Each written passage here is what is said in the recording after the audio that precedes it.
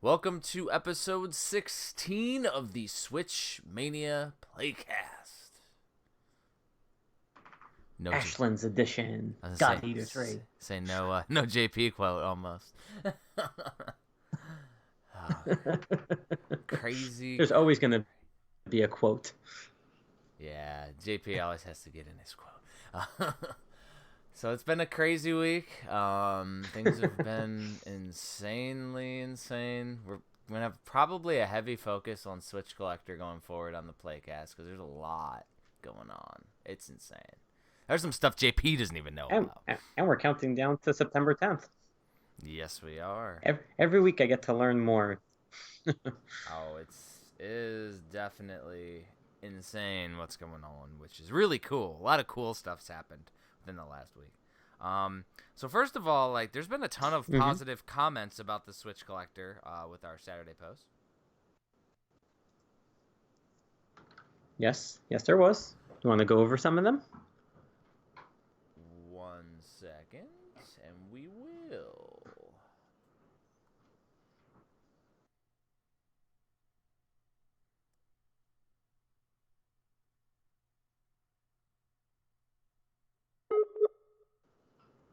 Now we can go over them so there's not a 5-second delay.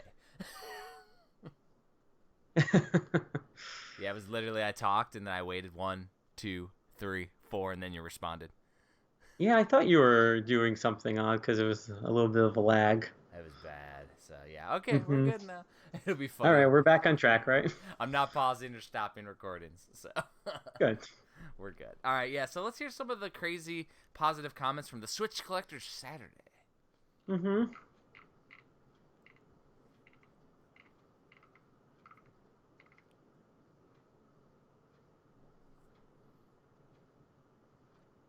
waiting.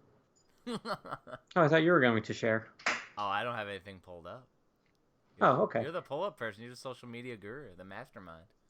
Yeah, so we posted this on, let's see, pretty much everywhere, Twitter, Facebook, the usual places. Everybody was loving the case. They loved the inner artwork. They love they just, you know what it is? It's just something to just make this even more enjoyable. And, we talk about the manual that's going to be included with the case, but just seeing it just made it look so much cooler, right? And people don't even know what's going to really be in the case yet. They don't know all the items. So all they got to see, was the cover of the book on the front, the spine, the back, which matches the book itself, and then the inner artwork, which, if you want to just go into a little bit about the artists on that, I mean, I absolutely loved it. Like, to me, both of the images could have easily been posters.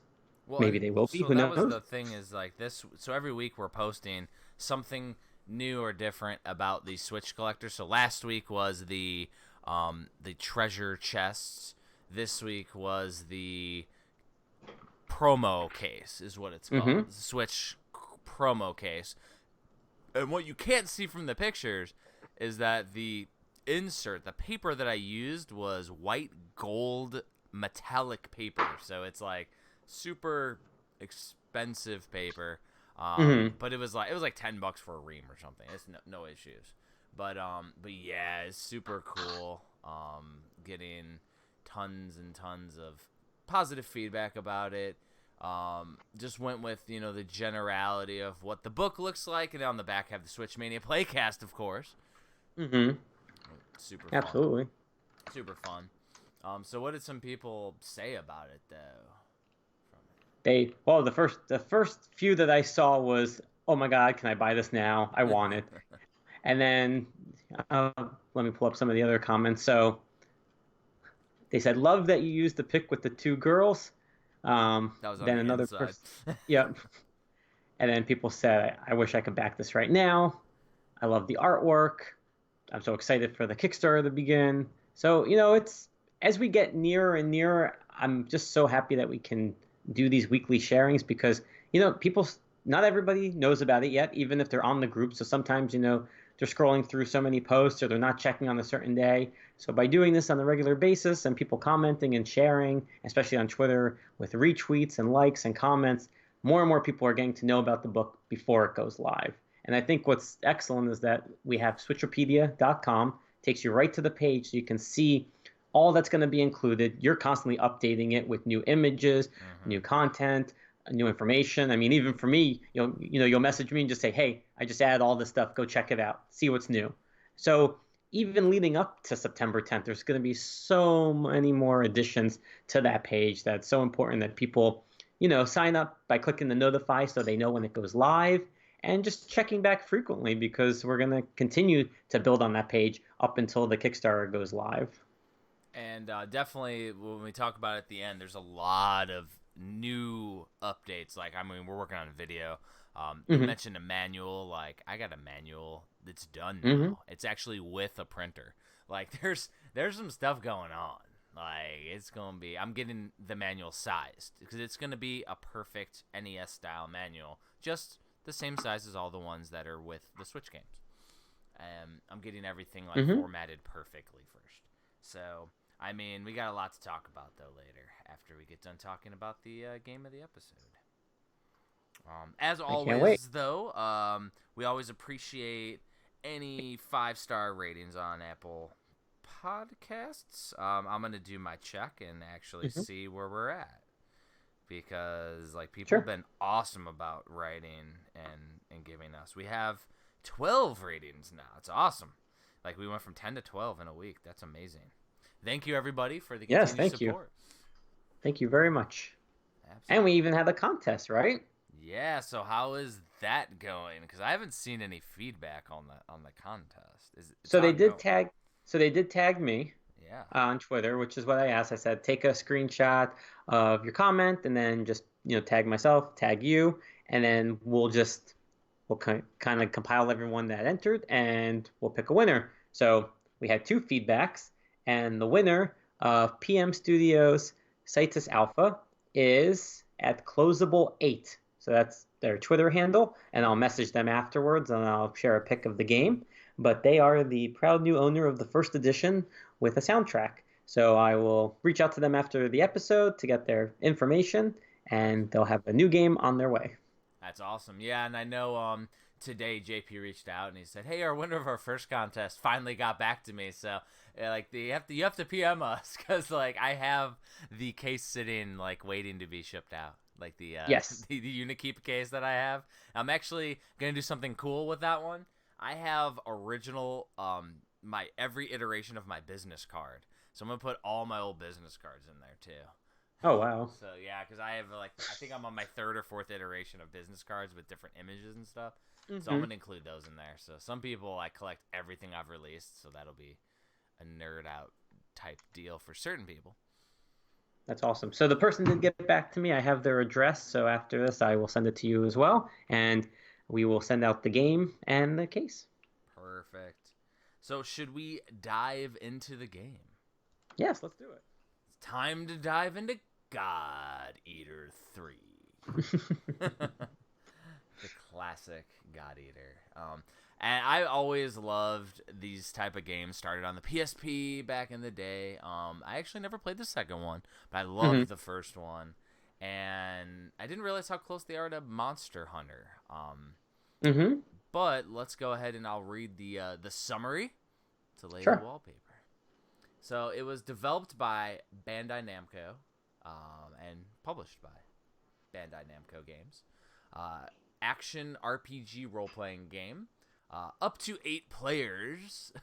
Wow. With the Switch, it has an inherent flaw where you have to have multiple Switches with multiple copies of the game to play multiplayer. There's literally 4 characters on the screen, and you got to play on an individual Switch each. And going into my personal story, you'll find out why I'm frustrated with that. So let's read the summary. All of a sudden, unknown life forms called Oracle cells begin their uncontrolled consumption of all life on Earth. Their ravenous appetite devour and remarkable adaptability earn them first dread, then awe, and finally the name Aragami. In the face of an enemy completely immune to conventional weapons, urban civilization collapses, and each day humanity is driven further and further toward extinction. One single ray of hope remains for humanity: the following development of God arcs. Living weapons which incorporate Oracle cells, their wielders, the God Eaters, appear. In a world ravaged by mad gods, these god eaters fight a desperate war. Create your character and fight for survival of humankind in God Eater 3. Select your weapon from a wide range of god arcs and face brand new Origamis in dynamic high-speed battles. Explore devastated areas you have never seen in the previous God Eater games. And the meta score is a 74, and the user score is a 7.4. So they're saying it is a solid C game. We will see what we feel about it here. Sure. So how much were you able to play, JP? Oh, not very far. I'm pretty sure. I believe there was a demo. Correct me if I'm wrong. I thought there was a demo on the eShop, I think so. and I have a feeling that I played literally the demo length because I played through all the tutorial levels. I got to the ship with Hilda Henriquez, and I was finally able to customize my character for the very first time. So I was able to upgrade the weapons, the shield, change my outfit, and that's where I stopped. And I'm pretty sure that's nowhere. That's literally like the title screen length of the game. And Yeah, it's the beginning. I mean, I played about 3 hours. So either I was just very slow, or there was that many tutorials. But yeah, I did not make it very far this week, and a mixture of just being busy and the game didn't really hold me in the beginning. So I'll continue after. I guess you can let us know where you got to. Sure. So, I played a lot more. I think I got through the tutorial on Saturday, maybe Sunday after playing. I was probably about 2 or 3 hours in by the time I got past that point too. However, I got to a point, and I think it was Monday. I was playing it, and I put it on my TV screen, and my daughter looks and goes, "Can I play?" And I was like, "Sure." So I handed her the controller, and I went to a level in the first tier. I picked the one at the bottom. I thought that was the earliest one, so that way she could start in the first tutorial, right? It was the boss fight, and then she immediately beat it, and beat my record, and she went, Wow. "Whoa!" So she is now obsessed with God Eater 3 over the last 3 days.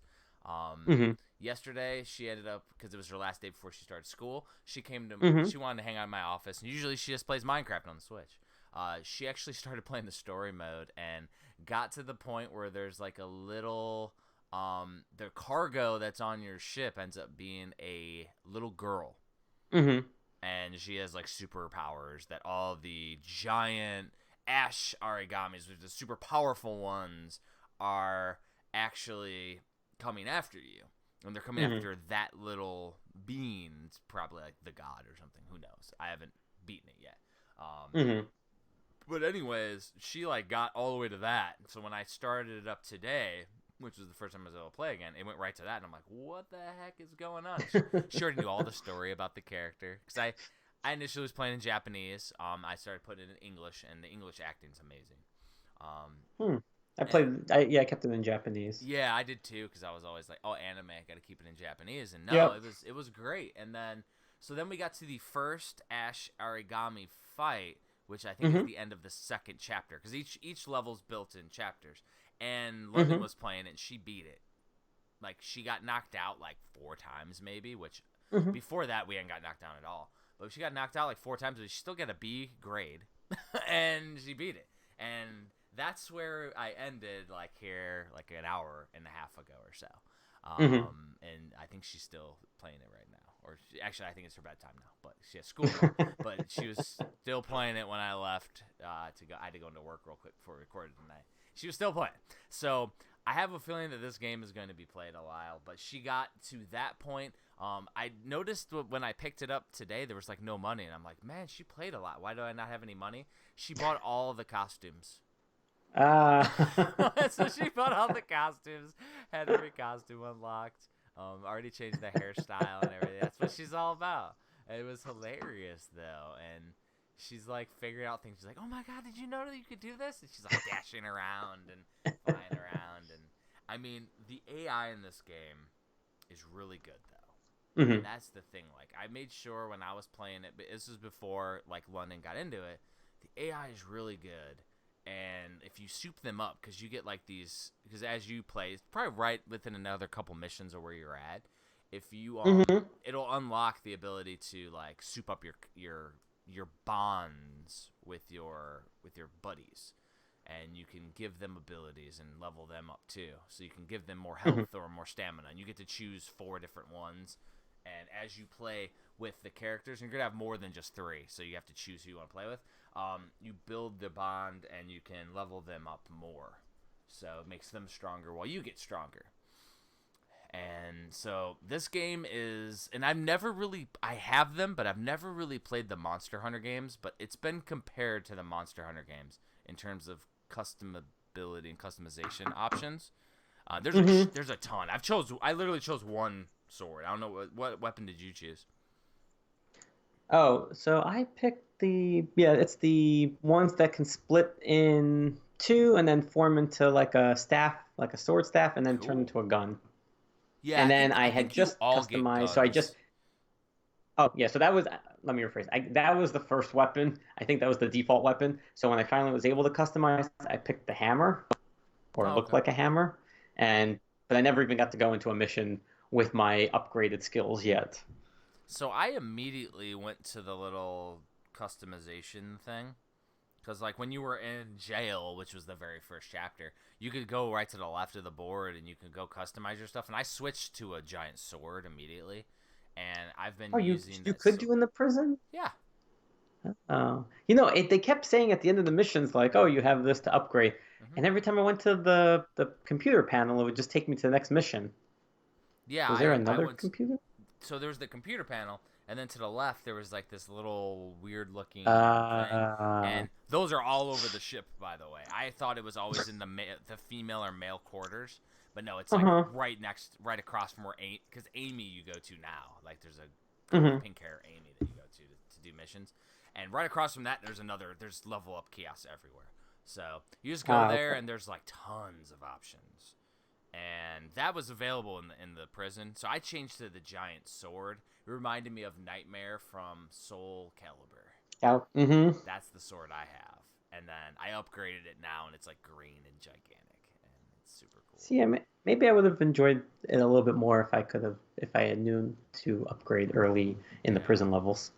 Because I See, felt like I was like, okay, this is pretty standard. I'm sure it's going to open up at some point, yeah, but it was no. just just very formulaic for me. Oh, I would have been bored as hell. Yeah, I completely understand why now you're, because like yeah, it would using those default ones because I think yeah you do have like two little almost like God of War style chains or whatever. Hmm. Yeah, I saw those and I was like, no. I changed immediately because I mean, I think all of the different weapons are available right from the beginning. So even before I did a mission, I swapped out to the Hmm. sword, and I was like, Ah, okay. if I didn't like it, I would have switched over. But I've enjoyed it, Hmm.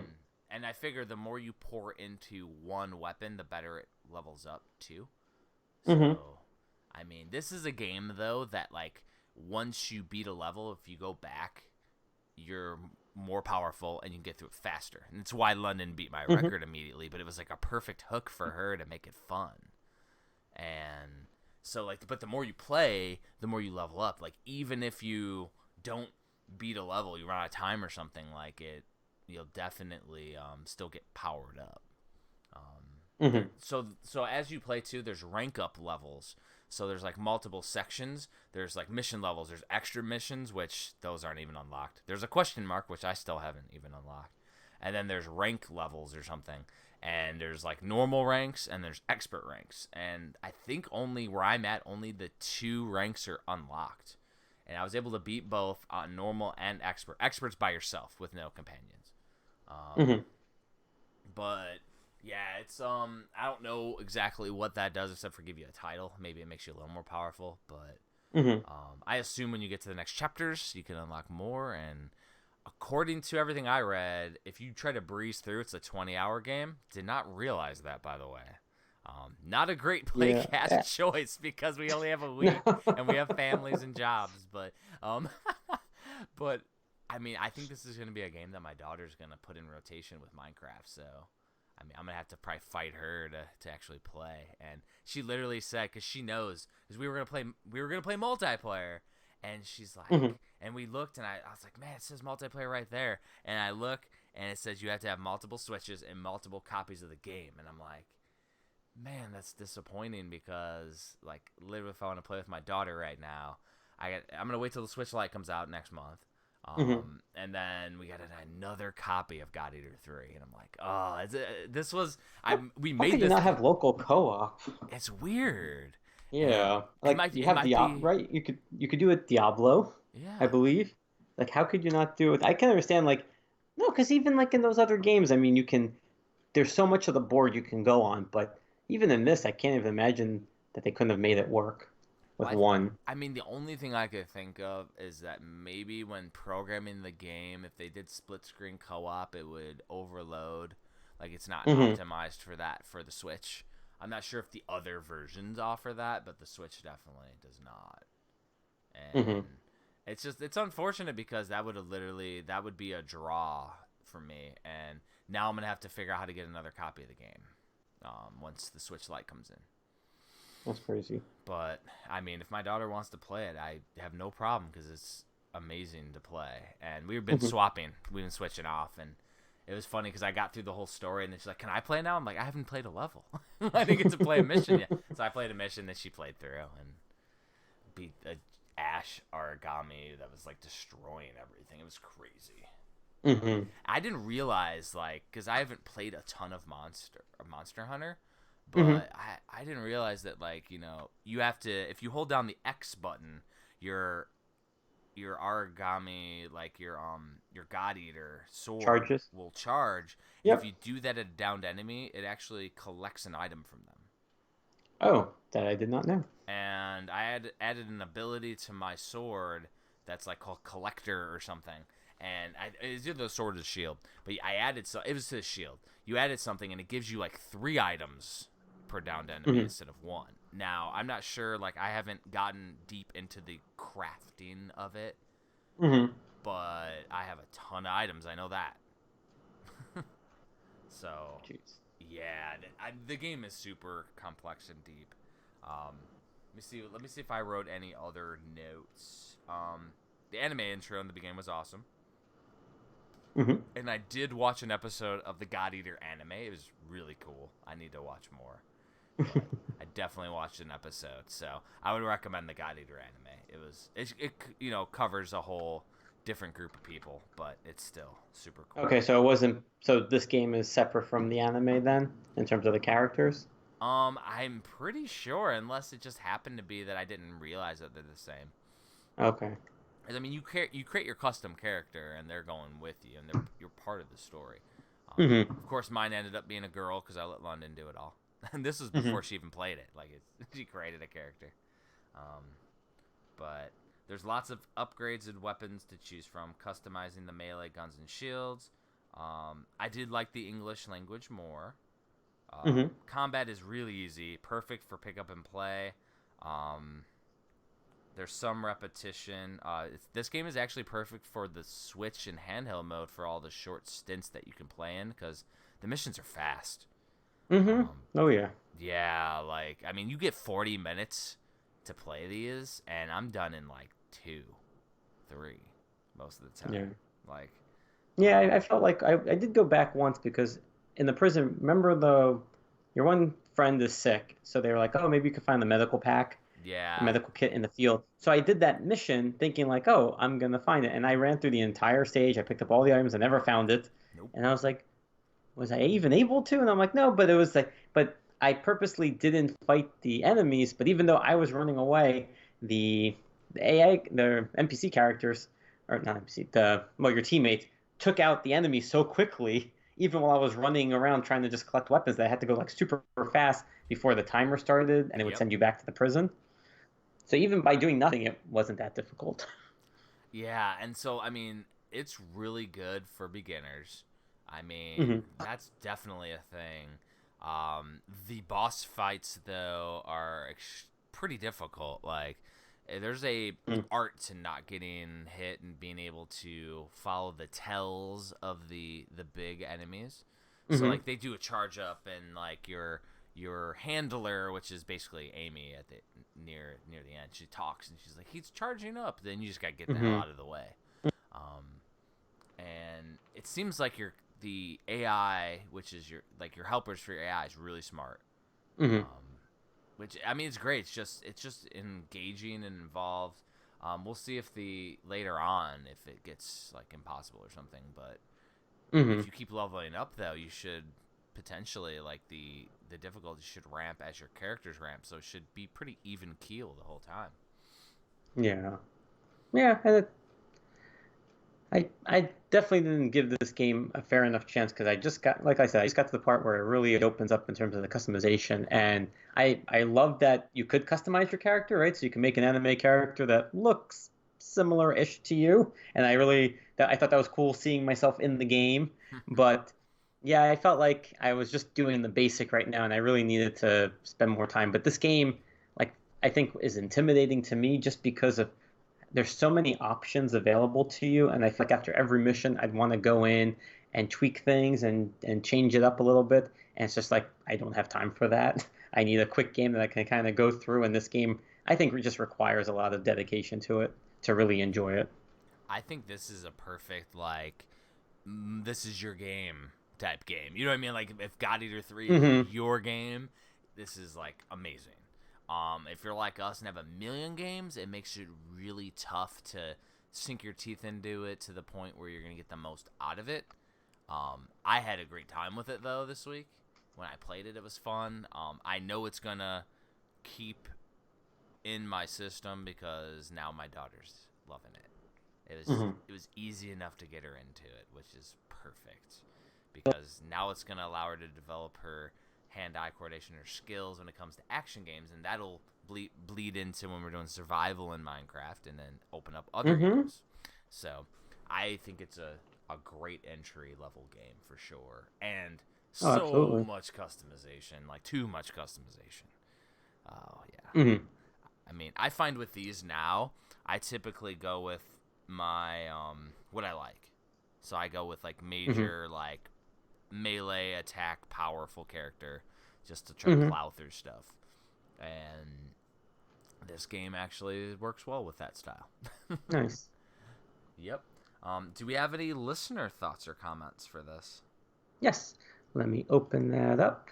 So, as always, we do a poll. We asked everyone if they played God Eater 3 and if they did, what they thought. So, we had this may have been one of our highest turnouts. I'd have to double check, but we had 294 votes. Whoa, that's awesome.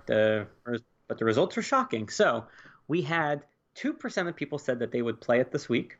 We had 8% of people said that they owned it and they haven't played it. We have 12% of people who've played it, and 78% of people said they have not played it yet. I almost think that's because the entry to play is $60. Like it's a Yeah. full priced game, and I mean, I think a lot of listeners, if they're thrifty like I am, they're gonna wait till it comes down in price because inevitably it's gonna be at least $55 at GameStop, and then if you wait longer, there'll be sales and all that. And Hmm. so, like for those listeners, like definitely get this when it's affordable. But that's probably why. And then, of course, if you want to play co-op, that's two games, two Right. Switch. Like that entry is a barrier for Hmm. sure. That's true.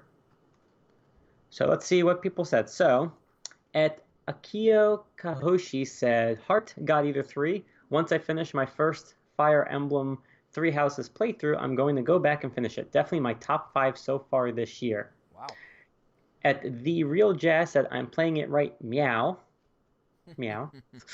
At Z Cummings said, fantastic game. I loved what I played. Plays like a more streamlined and fast-paced Monster Hunter, but in the God Eater verse. So they're saying it's streamlined. Then Monster Hunter might be a huge sludge to get through. Like, you know what I mean? Like, I've not gotten into a Monster Hunter, but not having time to do God Eater. Maybe we should never try Monster Hunter right now on the cast. Maybe we will in the future, people, but maybe not right now. Probably not right now. A lot of So, maybes. so let's see. At N Switch Herald said, "Oh yeah, smiley face. I play with it now. I'm just checking the news on Twitter." Nice. Okay. I guess he was playing it as he was typing. That's cool. At Lord Lamb 2 said, "Still need to try the demo to see if I want it. Looks promising though." Hmm. At There's the Point, playing it right now but stuck on the vehicle and trying to get the story going but can't seem to get past this. The vehicle. What vehicle? Yeah. I mean, maybe I'm not. they're finally got to where you're at, where they're at the ship, and So I mean, Hmm. the key is to progress the story. You talk to everybody with bubbles in their head. Everybody that Yes. has a bubble, and if you still can't progress it, go in at every door. If somebody's in there with a bubble, you talk to them, and then you continue. Hmm. Yep. So at Vianica E. Martinez said, have played it, but not on the Switch. We'll get it for the Switch if my friend ever decides to grab a copy of it. It's a fun game. I personally enjoyed it more than Monster Hunter, though I might be in the minority, but to each their own. Oh, maybe you're in the majority. Oh, yeah. At Sonic Pulsar said, bought it physically and loved the Switch version. At Azerman1 said, personally not my sort of game, hence not played it. No doubt it's a great game. At the Switch Pirate, definitely worth the play, one of my favorite. At Jampa underscore 94, currently playing through it, loving it. A more fast-paced Monster Hunter game than Monster Hunter with nice customizable weapons and combos, plus having anime graphics is always better. Mm-hmm. At Aquila Tenchi, I played the demo, wasn't a fan. At Death Knight Leo, been playing on the Switch, beat the main story, now playing after story missions. At Derwin Ashley, played the game and really enjoyed it. Basically a fast-paced Monster Hunter. It's also cool to go online and see how everyone customized their characters and weapons. And at Zyber Blood, it made me think of a mixture of mid to late 90s RPGs, but was worth a single playthrough. So apparently all 12% of the people who played this game commented. No, I'm just kidding. But I'm glad. Pretty I'm glad that much. I'm glad that the majority of people who commented played the game because, you know, for people who are listening and learning about this game for the first time or have been debating playing it, it's nice to know that it is highly enjoyable. It does tend to go fast. And if you're a fan of the Monster Hunter series, it sounds like you'd really enjoy this game with all the options that it has. But for me, like I would really need to like play, I would say at least 3 or 4 more hours to get into the real story of the game, Yeah. just because I felt I only played the basic, just quick missions to teach you how to do everything, and to me, I thought it was just so much to take in. You press this button to change your weapon, you press these two buttons to link up to your teammate, you press this button, you hold this button. It's just like there's too much to try and remember when I'm fighting, and I'm more of just a hack and slash kind of guy, so I wasn't even blocking most of the time. I I still would just don't block. I don't know how to. yeah. I forgot and I never could figure it out again by tapping the Yeah. buttons. It's Like I couldn't hilarious. remember how I to just pull run up. away. Yep. I couldn't I couldn't remember how to pull up the sword. I saw my teammates jumping and then like flying through the air, going long distance. Couldn't even remember the button combination for that. So it was just a Oh lot yeah, to. that's like hitting an R button in the air plus a jump. It's like it's a little convoluted. I will Yep. agree. Most of the stuff I had by just chance and luck, and Hmm. yeah, it's easy enough to where I was just hack and slashing, honestly. But Yep. yeah, you're right though. It's super complex when it comes to like all the different nuances. But like I can only imagine once you master all of those controls, it's got to be super satisfying. Oh yeah, and like I said, I thought it was. I spent a lot of time actually like customizing my character. I think that's why when you said you played 3 hours and you're already past where I was, I think that's why I didn't make it so far because I didn't even know you could customize your character until I started the game, and I'm like, oh, this is cool. Make his anime hair. I can actually put glasses on him. Like I Mm-hmm. felt like, wow, this is I like these features. I like games that give you that, but I don't like lots of choices, and they give you a lot of choices. So you're Mm-hmm. wanting to make the character the best version, at least for me, like of me. And that alone was just like, oh my gosh, like that's going to take a little bit of time. I will have to say though, like I guess maybe it's just me growing up on the wrestling games. Hmm. It's nowhere near like a WWF game or WWE game. Like there's Hmm. WWE, you could change like individual like every single bit and every single wrestling move and everything. Like this is some tops and bottoms and some hair, Right. so it was a lot more palatable for me. But it's probably because I'm used to the craziness.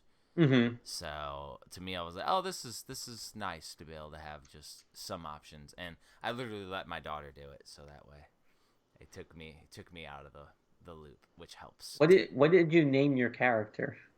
I think her name is Kayla, is what London wanted to call her, and then her nickname was 669900. That was her call number, like because there was some random number that was in there. That's what she Uh-huh. wanted. I was like, okay. Nice. Literally, she was making it her, but she doesn't like calling everything London, so she calls it. She'd say Michaela, but Kayla. It's like, Right. okay. It'll be interesting to see when you get further in the story, or if you ever do. The character calling the little girl that you get. She's calling her mommy. It'll be interesting if they call her daddy. If it's it'd be so weird. It's so interesting. But yeah, so what is your recommendation then? Because it seems like you're kind of a little iffy on it. Yes. So I will say I don't know overall if it's my kind of game. I've just never been a fan. I know it's bad to say, but I've just never been a fan of just like too many options in the game. Like I like, adding weapons and upgrading and stuff, but I'm not a fan of constantly doing it, right? So I'll jump to like Tales of Vesperia. I'll use the same weapon for a while, and Yeah. then you'll get to the next town, and then you'll upgrade everybody at once.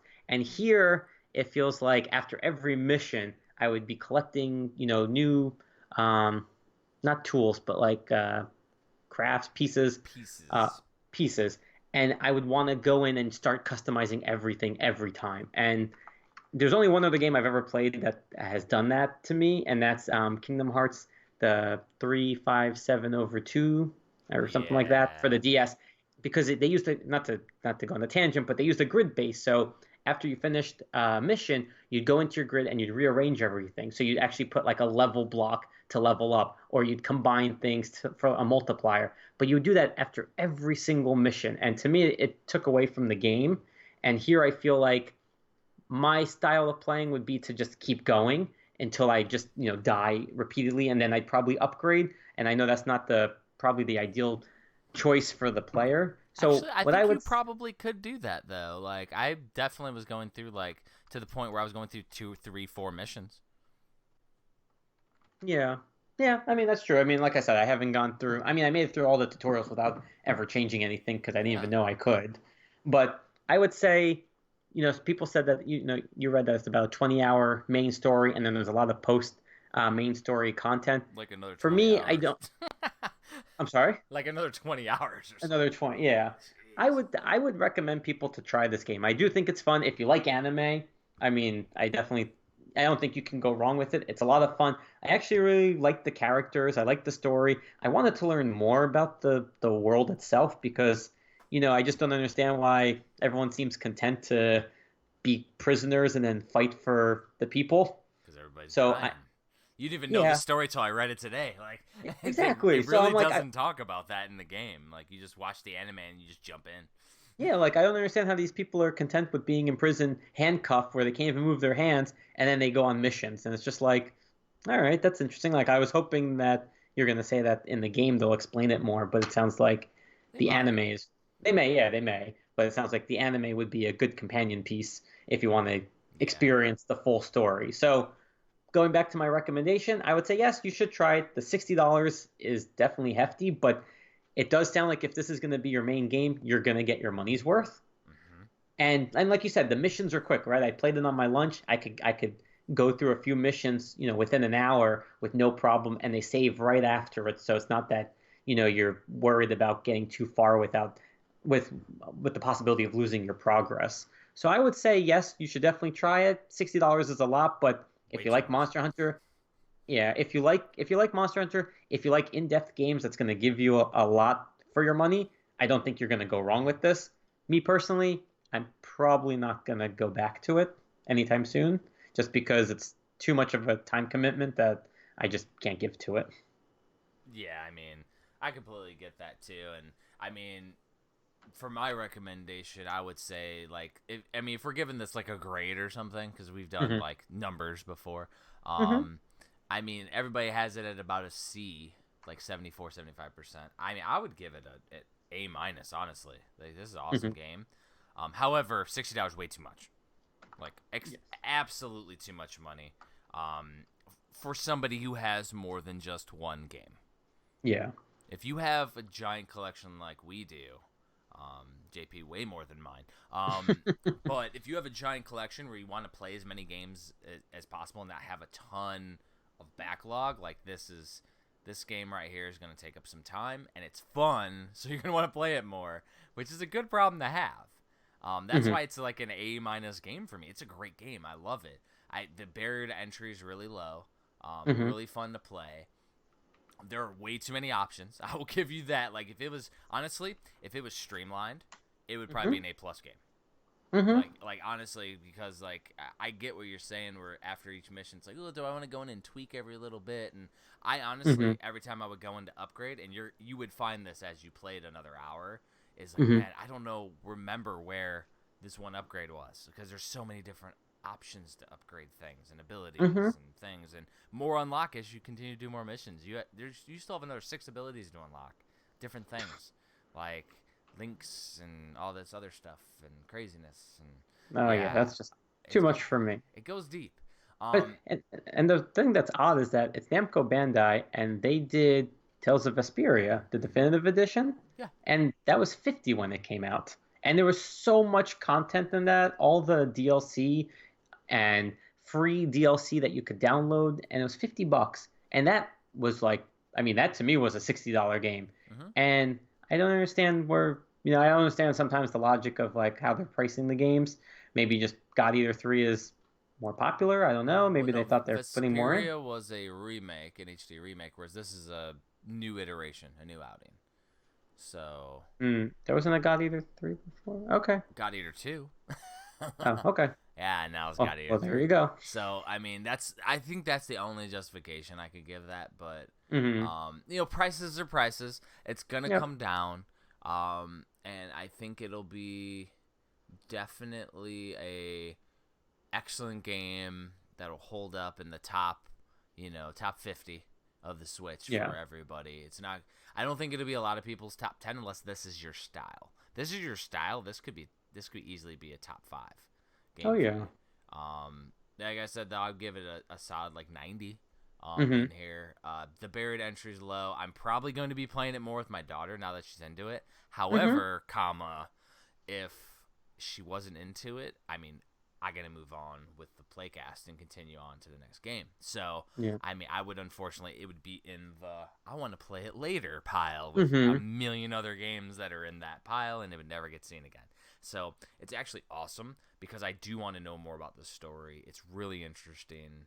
Hmm. And I mean, fortunately, I'm going to be able to live vicariously through my daughter when she lets me see, because she'll be playing like when I'm not home, and then all of a sudden the whole game will be through. And I'll get to hear her version of it, which is actually better sometimes than the story itself, because she told me about the little girl with the white hair, and you see her in the intro of the anime. That's who you find. And it was way different watching it unfold. It's more interesting seeing it from the 7-year-old's perspective. That's great that she took to the game, and it's something Yeah. that you can enjoy once you buy a copy. Yeah, and I mean the reason why I wanted to make this the game too is because I actually paid full retail for it. So I'm like, Hmm. man, I want to at least justify it, otherwise my wife will give me crap. So Right. it was a good choice. Just a really long game. Yeah. Yeah, No, and I hear here's the you. thing: am I complaining that there's too much content? Nope. That's why it's still an A game for me. However, it like in our situation, it's just there's not enough time, unfortunately, to dedicate to 100% this sucker. I would love Yeah. to, love to. Yeah, I think that would have been. Yeah, I wish we had the time. Like, if this was like a month-long game, I'm sure I would probably be very engrossed with it and just want to learn more about it, but and probably know the button configuration a lot better. hmm But we just don't have that time, so we can only play as much as possible. And I will have to say the packaging. I think it was no manual, and definitely no manual, but it was like white on the inside too, right? Mm-hmm. No, that was like so $60 bare bones release, like screaming for some awesomeness because there's so much cool art within this game and promo art. Like they could have easily had some awesome insert printing. So again, Mm-hmm. another full retail AAA third party lackluster physical release. That That's true. is a pain. Speaking of the opposite of lackluster releases, what are we playing next week, JP? Oh boy, I was supposed to decide. Yes, so we talked briefly about this, and I'll give you the choices, but it's gonna be from the same genre.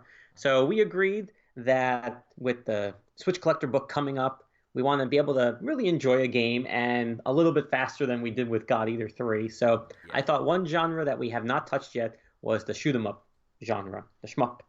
And I thought, what better company that's given us actually a good number of them when all we had was Seen Mora X previously from THQ Nordic is East Asia Soft and Play Asia. So I wanted to give you three choices, and coincidentally, it's their first three releases for the Switch. But you have Dimension Drive, you have RXN Raijin, and you have Shikondo, which are all shmups. So So Jeffrey, you get all of them are awesome. I definitely say we just go in order and we'll start with their first release. okay. So what's cool about Dimension Drive? It's by two awesome studios. Great company. I believe I interviewed them actually for Which studios were they? You said there were two awesome ones. Tumbleweed, tumbleweed, tumbleweed. Cricket, No. cricket, cricket. So I think Dimension Drive would be a great choice. It's their first foray onto the Nintendo Switch back in the day, all of that almost a year ago. So I think that would be a good one. And like I said, it's one that we haven't touched that genre yet. So it'll be interesting to see what we think about it. And hopefully, a lot of people have played it as well. I hope so. So that's it for this the game portion. Mhm. Let's jump over to pickups. And light for me. I've gotten 2 games in. I got 4. Nice. My 2 Yeah. are old school. Okay. So basically, while I was printing my my promo case that we talked about earlier in the episode, I Mm-hmm. decided that I was gonna go stop over at GameStop while I was waiting for the guy to print stuff. He was printing my covers. Mm-hmm. And I picked up Enter the Gungeon, the same one that you got a Nice. couple weeks ago with all the goodies. Yes. Yep. Which that's super cool. So I got that. And then I also finally picked up Mutant Football League, Oh, nice. which is You finally got it. because good old Nah. buddy of the Playcast, Tim Kitzrow.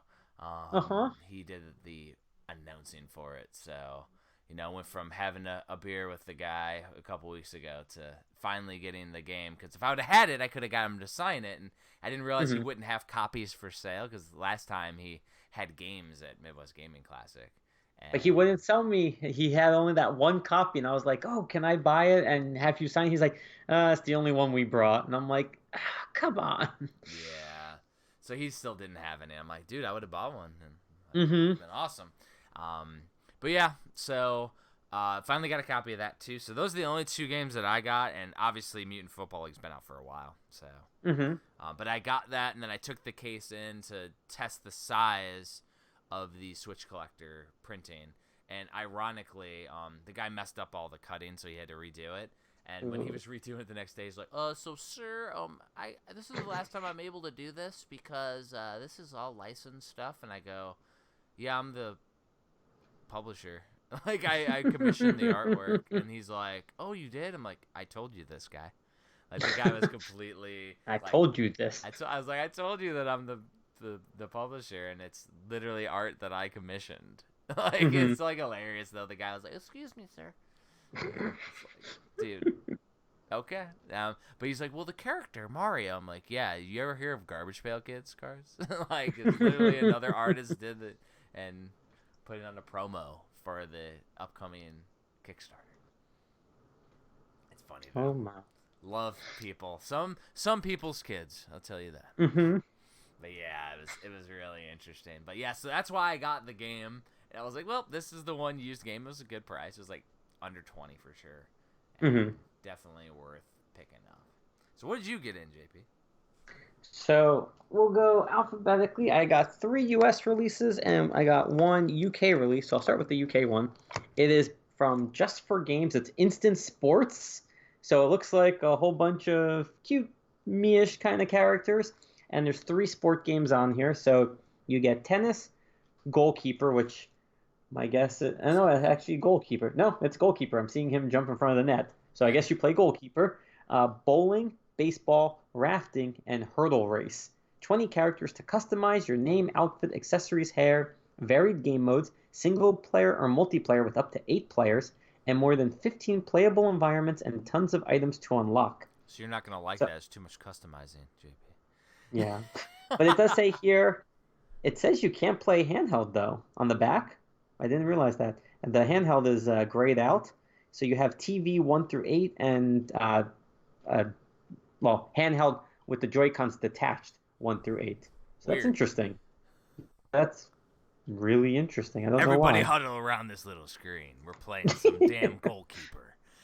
Seriously. All right, that's very odd. But anyway, this is available on Shop for Megastore. It's 365 games, Amazon UK. So check it out if you want to.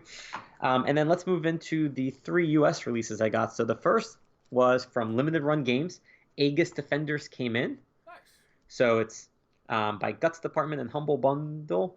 You explore, build, defend. It's an action platformer. Craft powerful weapons and turrets to fight off hordes of enemies in unique tower defense inspired combat. Drop in co-op, so switch between single player and couch co-op at any time with dynamic split screen. And a classic adventure. Discover the ancient world of Elam and solve a mystery that once brought the world to its knees. So it looks cool. Again, though, like definitely like not my genre, which is why I didn't pre-order. Yeah, that one. tower defense is not mine either. Yeah, I literally like some games like I'm just nope, not getting that one just because it's not my genre. Some people Yep. love it though, so I mean, So the next I got was actually a re-release in a sense. It's Dead Cells Action Game of the Year. So yeah. this one includes the Rise of the Giant DLC, which I'll talk about in a second. You get a key ring, a new art booklet, a reversible cover, all in the case. And what I did read is that the Rise of the Giant DLC is not on the cart. It's not a DLC code in the case. You put the cartridge in and then you download it. So I guess it recognizes that you have the game and then you don't have to pay for the download, but you do have to download it. Still got to be downloaded. Yeah, it still has to be downloaded. So like they Um, released a Game of the Year edition essentially, and still don't uh-huh, have everything on the cartridge. Come on, people. yeah. And then the last game I got was Yu-Gi-Oh! Legacy of the Duelist Link Evolution from Konami. So the at least the launch edition has 3 exclusive physical cards inside the case, which is really cool. And you can relive moments and duels from the Yu-Gi-Oh! Animated series. Build your deck from over 9,000 cards to challenge duelists around the world. And it says Circuit Combined. Discover endless strategies with new Link monster cards. And it's one player. So I hmm. You must be able to play on. No, can you even play online? One Yes, online. player, Online JP. membership. Yes, but you won't be playing with some. Well, I guess you won't be playing split screen with somebody. But either way, yeah, it looks pretty cool. It sounds like you have a lot to do. I played Yu-Gi-Oh once on the PS1 and the PC when it first came out, and I liked it. I never collected the cards. Everyone knows the Blue Eyes White Dragon from the Oh Yu-Gi-Oh yeah. series, but this is one that I would be interested to try. But again, lots of customization, right? With your decks probably after every single Even duel. JP Hive's already talking about it. Yeah, I'm just like, it comes with cards. That's cool. So I don't actually know that if I'm excited for any of, like, Instant Sports is probably the first one that I would try, to be honest. And that one's like shovelware style. You know why? Classics. Because I look at that game, I was like, oh, I've got 10 minutes in the evening to play a game. I'll just Yeah. play a quick round of tennis, something like that. Well, of course you're gonna jump over to tennis. Of course. But yeah, the thing is though, is it's certain stuff that screams out, and out of all those, like Dead Cells, obviously Hmm. would be the one that screams out. But I already have it, and I mean, the DLC's not on the cart, so Right. sad panda face. Oh, I'm sorry. Lord. Yeah, so that's good for the pickups. There's a few newsworthy things. Sure. So first of all is an update from last week. I did when I was in GameStop, I actually asked about if I upgrade, which was like $75, I think after taxes like $90 or something. Hmm. Apparently as of today that's done, by the way. I saw that online. But Hmm. basically, there's 2 ways you can do it. Either you set up a hotspot, which I know some of the members of the physical Switch community on Facebook were able to do. Hmm. They were able to set up a hotspot and transfer in store. But what my store said is that you could literally trade via SD card. You can put everything on an SD card Oh, and trade all your saves. well, that's good to know. Yeah, so those of you that have been holding out to trade up for like less than $100. I think it's 140 now, or it's more now. So They've Mm. significantly lowered the value of the Switches that they're giving, like the Mm. money they're giving for Switches now. So, unfortunately for us, it's gonna cost a little more if you want to upgrade. I'm Mm-hmm. probably not, because I mean I'm content. Mm-hmm. Even though I think last week my daughter did pour orange juice on one of the Joy Cons, and it's Ooh, yeah, ruined it. I cleaned it immediately, but it's a little crunchy. I Ay, have ay, multiple ay. Joy Cons, so I just swap out. But yeah, so yeah, that's one thing. Let's see. So Retro World Expo, we got a panel that we're doing. Um, Mm-hmm. have we announced the giveaway yet? No, we haven't. Oh, I think we Yeah. mentioned one item in the giveaway, but I don't think we went into full details. I think So if you have more, share. well, I mean the fact is that, you're saying we're going to be giving away a Switch console We are? at the Oh, panel. well, that's crazy. Yeah, so No. and we're going to be live streaming the panel while we're doing it, so that way Oh, people can follow along, and that way you don't have to be present in Hartford, Connecticut at Retro World Expo to participate in the giveaway. So we want the giveaway to be open to everyone. but if you want to, you can be there. Absolutely, and we will hang out and talk video games the whole weekend. Oh yeah. Like that's the idea. Is it's gonna be we're gonna try to get a huge crew of Playcast listeners and followers of Switchmania and Hagen's Alley and just Mm-hmm. have a good time and hang out. That's the idea. I mean, it's gonna be a fun time for sure. And we're staying in Awesome. conjunction with the area, so that way we don't have to go far. We're literally gonna have no other thing going on but hanging out with everybody and having a good time. That's awesome. It'll be super fun. Um, so there was a new collectible item that I found, JP, that I didn't tell you about because you were kind of busy this week. You always find a collectible item. So talking with the Yes. guys from Horizon Chase Turbo, Mm-hmm. my goodness, there's another limited edition slipcase variant Mm-hmm. they released. Not the limited one that's in stores, because that even they thought that's what I was talking about. Mm-hmm. There is another one that they released with only 8 copies that exist of a variant cover. It's a And special actually, cover printed by yeah. PM Studios, and in the Discord, there's a Switch Collectors Discord. They were doing a giveaway for one of the 8 copies. Hmm. I did see that, and I think that cover actually was the one that they initially had shown when the game was first announced, Yep, with and they like printed the probably 8 of those, and because I yeah, had always thought that that was going to be the second printing cover, like they did with Musinx. they still might do that. Um, Yeah, and but the crazy thing crazy. is that like, and this is where I was talking with JP offline. That's why creating a book like the Switch Collector is important, because even the people in the company don't quite know what's out there. Because I Hmm. asked their like one of the marketing guys from PM Studios, and he's like, "Oh yeah, there's just the one that's in stores. You'll have to get it while it's available." And I'm like, "Oh no, this one." And I sent him the picture from the Switch Collector. Hmm. He's like, "Oh yeah, there is that one." And I'm like, really? And then I asked him about other games. He's like, "Oh yeah, though he just mentioned like different consoles, but not the Switch. Hmm. But obviously Mucinix like had a different variant. You know what I mean? Like there's different variants. Hmm. So like they're not tracking either. So it's important, if we want to be as comprehensive as possible, to like do this while it's ongoing, because even going back 2 years now, people are already forgetting that work in the Hmm. company. That's insane. Yeah.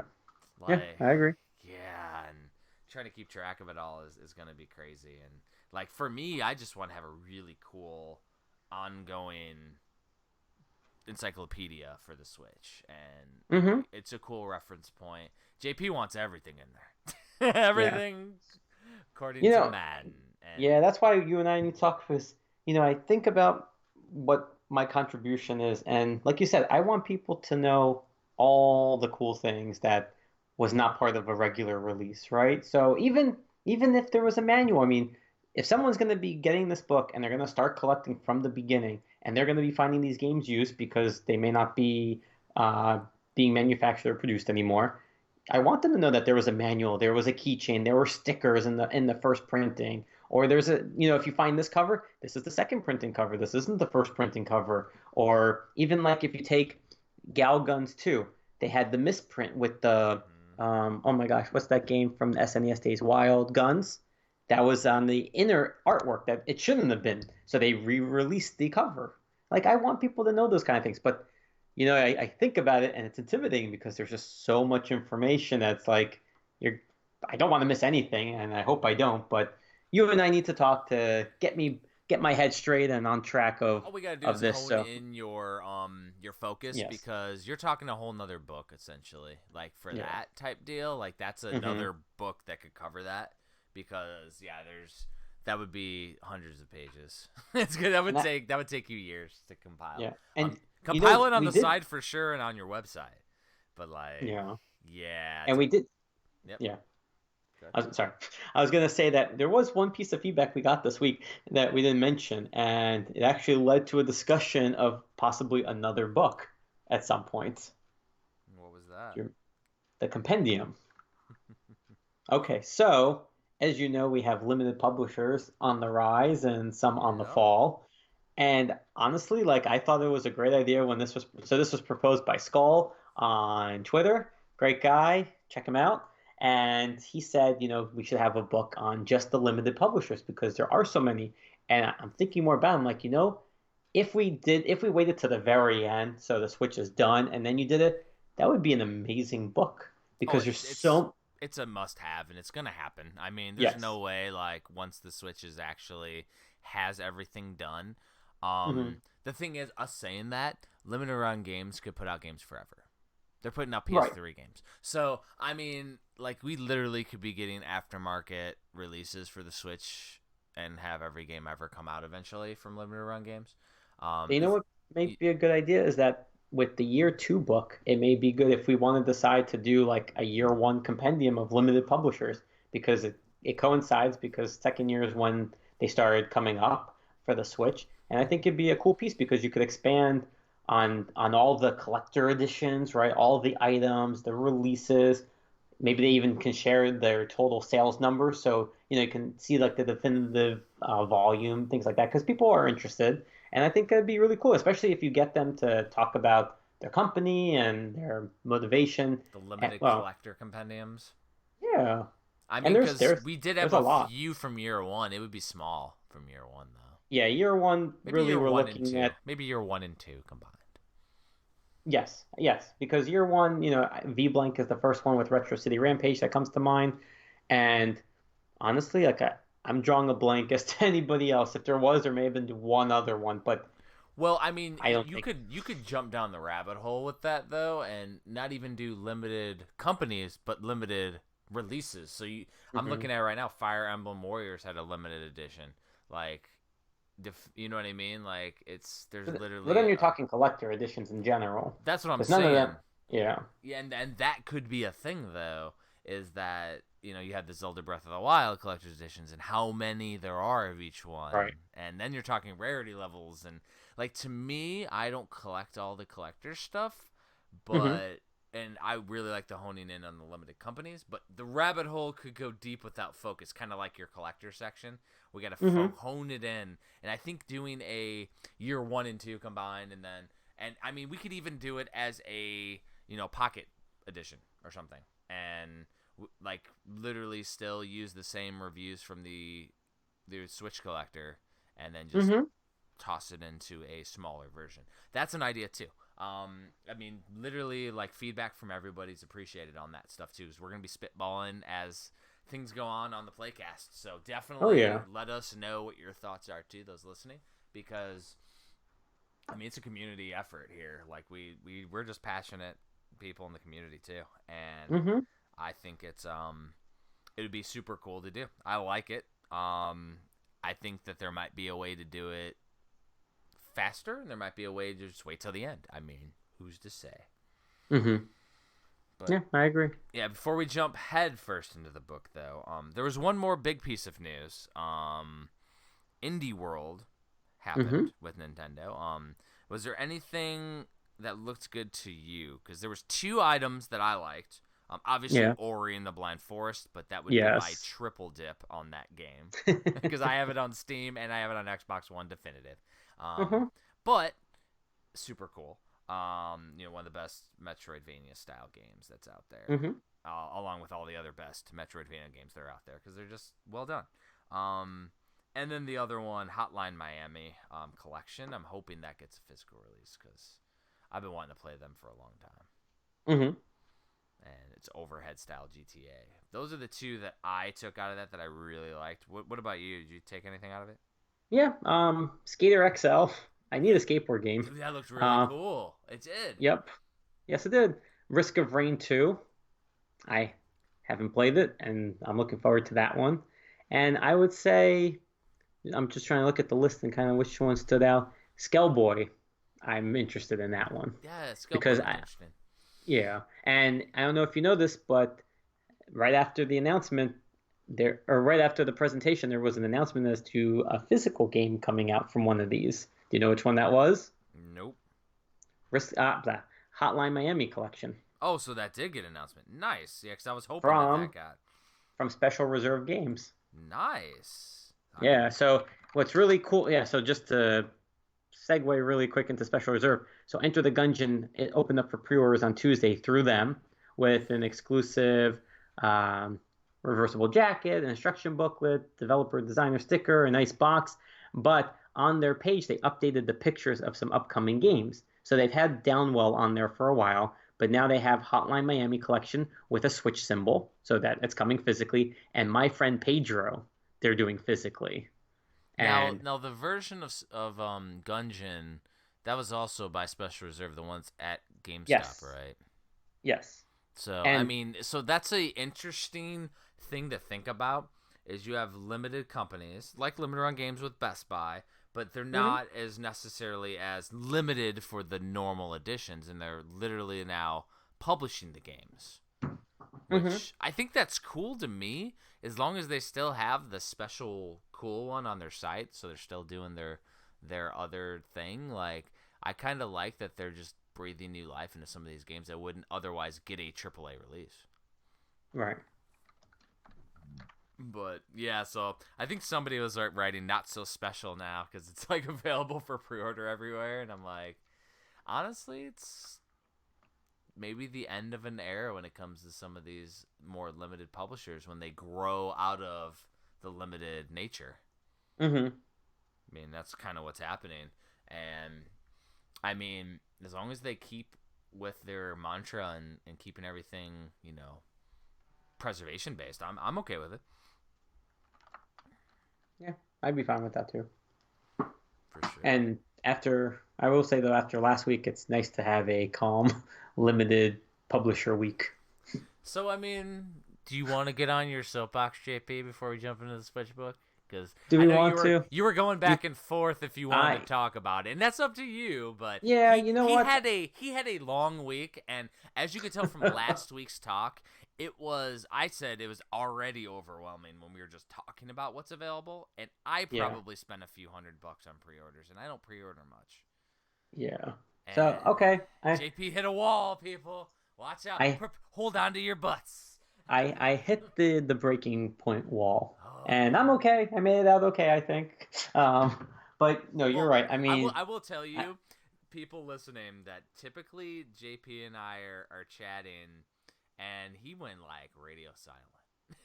Like he was yeah. I he well, needed don't to you take remember? I even told you. I said Yeah, I told a lot of people actually, I said that I'm taking a break this weekend from social media, and this was like Friday. I said I'm gonna post the contest on Saturday, and like that was it. And I tried my best to not, even like on Messenger, like people were talking to me, I tried not to respond or just be polite, say like I'll get back to you on Monday or something like that. But it was a lot, and it wasn't just like it's not even financial. I mean, that's a piece of it, but I felt like everything kind of came closing in on me last week. And it's been hectic. I mean, you've followed my Twitter. A lot of people do. They've seen that, I passed 10,000 2 Fridays ago. I'm about to pass 11. I'm almost at 11,900. right? So this was one of our contests that we ran was just extremely popular. We partnered with the Great Limited Run Games. So thank you again to Doug and Josh and everybody there. And the contest just went extremely well. And, we got Switch in somebody's hands. We got collector edition games. I mean, it was a big contest. I It was mean, by huge. far, it was our biggest one. It was huge. And that means there was a lot of traffic, a lot of activity. And I love that. But it got to be a lot. And then on top of that, trying to manage all of the upcoming pre-orders. And I don't mean just, making sure I know about it. It's making sure the website is updated. Everybody on social media is updated because I like to make sure people know where the links are, what the prices are, what's included, what your options are, the start times, all that stuff. Like that's always been my goal since day one is to make sure everybody stays informed. But by doing that, there's literally no free time anymore. Like I don't know if people realize, but I'm up till about 2 in the morning every night, Every and all night. I'm doing every night I work. I wake up at 6, 7 o'clock in the morning for work. So from like 8 to 5, I'm at work, and then come home, kids, family, they go to bed, and we're either doing a podcast or I'm on literally like no joke, on my computer, I have a Switch folder with 1, 2, 3, 4, 5, 6, 7, 8, 9, 10, 11, 12, 13, 14, 15, 16, 17 websites that I go through for pre-orders every night. But I also do this first thing in the morning. I do this at lunch. So I do this about 3 to 4 times a day. I go through about 14 sites. I have them all, saved so it opens up with the newest pre-orders working backwards. And I go through to see if there's anything new. Because surprisingly, like Amazon, they'll put a new game up at 9 in the morning, at 1 in the afternoon, at 12 in the morning. Like they will just randomly start popping up new releases. But I don't just cover US. So I'm looking at Game UK, Shop for Megastore, Amazon Germany, Amazon Japan, Italy, Spain, France, Bowl, Ned Games in the You're Netherlands, going Video Game Plus in crazy. Canada. Wow. I mean it is. And you know what? I like to be informed, right? I don't want to miss anything, and I don't want other people to. So there's no end. And I go to bed at 2, and the Twitter is just dinging, right? People are talking to me, they're sharing news about new releases that they got, or a lot of times people thankfully will share with me like, hey, I just saw this deal, want to let you know in case you wanted to share it. um, Legend of Zelda Collector's Edition just went live on 365 games, go go go. And then I let people know, and then it's sold out in like 10 minutes. But you know I try to do all this every night, and I think to me it just after a year, because next I think on the 24th is when I open up my website. It's going to be a year of just like hardcore nonstop Switch collecting. And it's Switch informing, it's Switch collecting, right? It's making sure you get all the releases, you make sure you're ready for all the pre-orders. But last week was just it was overwhelming for me, right? It Like sounds like you need like a team of people now. yeah, Like and I have like and oh, no, you know I what? mean a team of people to do what you do. Yeah. And You you know got a what team you of reviewers, man. Yeah, and you make a good point. I didn't even mention like with the website, I have a great team. I have a lead supervisor, and he's really like the second hand person that handles everything website related. So he manages the whole review team. I send him the codes and he sends them out. He distributes them. He talks with the team if there's any issues. He makes sure, dates are met or the reviews are submitted to meet the dates. But, I have two editors, so the reviewers send it to the editors, they put it on the website, and then they leave it in draft for me to just finalize. I update a few things, and then I post. So at lunch, you'll see me post like 4 reviews in a row, and that's because I finally have time to go through and just finalize them. He's But you doing that at post them, his lunch break, people. yeah, like yeah. So you post the reviews, and then you post the reviews, you share it on social media, then you email the company that sent you the code with the link to let them know that hey, we did it, like it's live, here you go. So and then trying to play for the Switchmania Playcast and make sure that I can play enough of the game to give an honest uh-huh. overview review of it.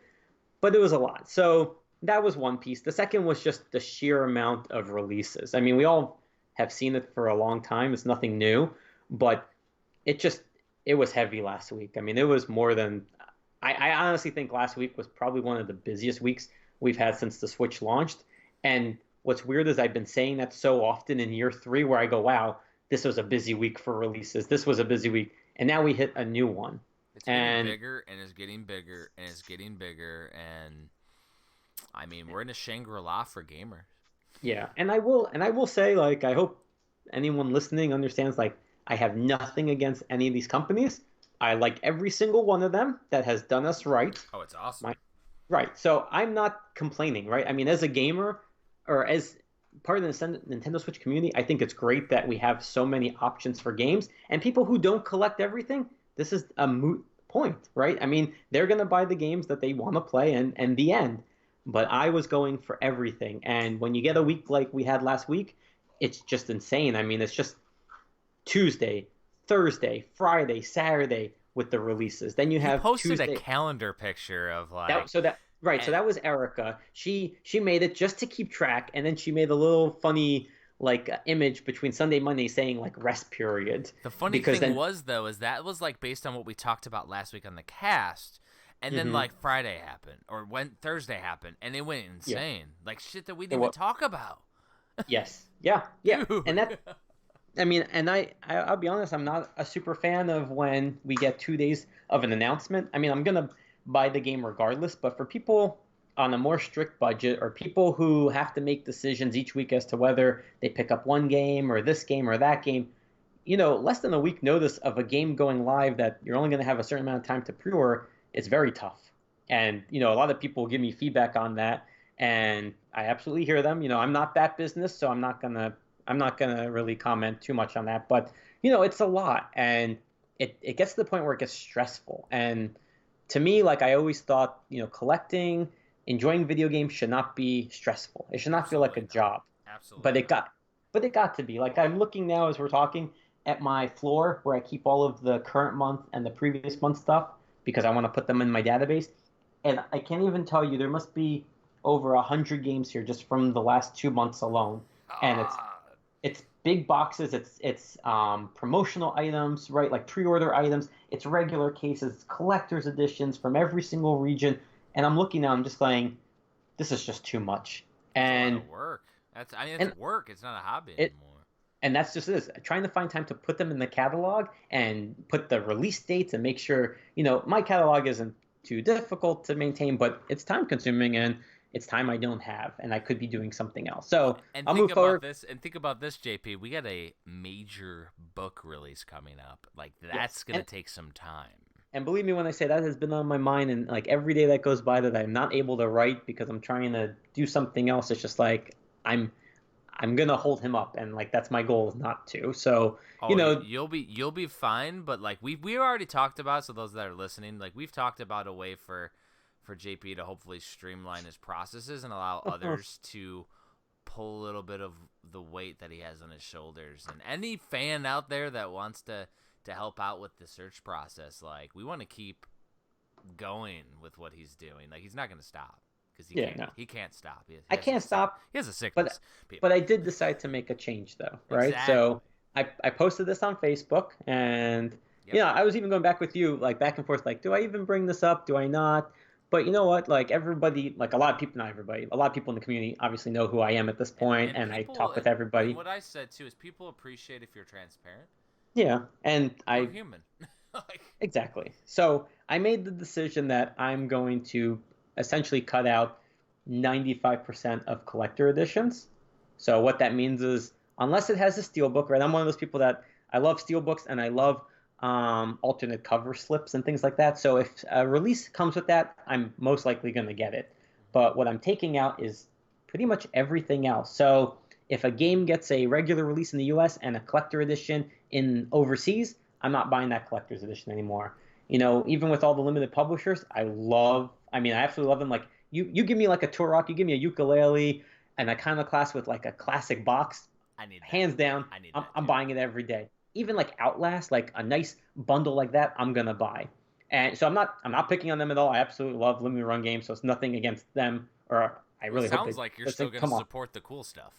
absolutely. I mean, Yeah. everything they do to me is cool. It really is. To I mean, somebody, you're not they wrong. right. So okay, so moving on from limited run. So I'm gonna be just stopping because one thing that like it was visual for me was Skybound, and Skybound to me was the starting point, And what that was if you remember about a month or two ago, they had opened up pre-orders for their online collector's edition of Neverwinter Nights, Baldur's Gate 1 and 2, and Planescape and We Icewind we Dales, we right? talked about it on the Playcast. It's super expensive, right? Yeah, Yeah. so $50 for the regular retail release of each of those three games, $100 for the collector's edition of all three of those games, and then on top of that, they came out with a $200 bundle that had all three collector editions in it, but different content, like different goodies. So it wasn't even the same $100 collector edition on their site. It was different. So that's $500 for buying the same game two times on their website. And I did it. I Yeah. pre-ordered it. I spent $500 that they took right away, and that was on top of their Walking Dead season 4 collector edition, which was like $60, I think. They also have Skullgirls, the collector's edition, for like $40, let's say.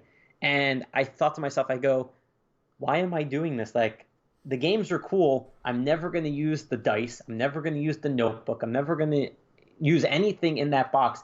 But I felt I needed to have it, right? Because I was collecting everything. So Mm-hmm. I emailed them. I canceled all of it, and instantly I got back about $600, like $600 back into my bank account. And I go, this is to me this was ridiculous. Like I spent that much money on three games, two times, like the same three games. So I And just started and thinking. I will admit though that is probably the worst case of a collector's edition and like hitting up those that want everything, like not including the same items. Like even in like the Switch collector Kickstarter, like everything's going to build upon.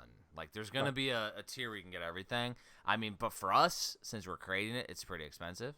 But Hmm. we don't expect everybody to get all the goodies and stuff. Like, Right.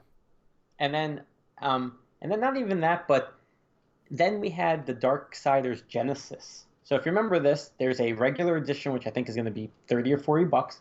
There's a collector's edition which is $120, and then there's this ultimate edition that's $380.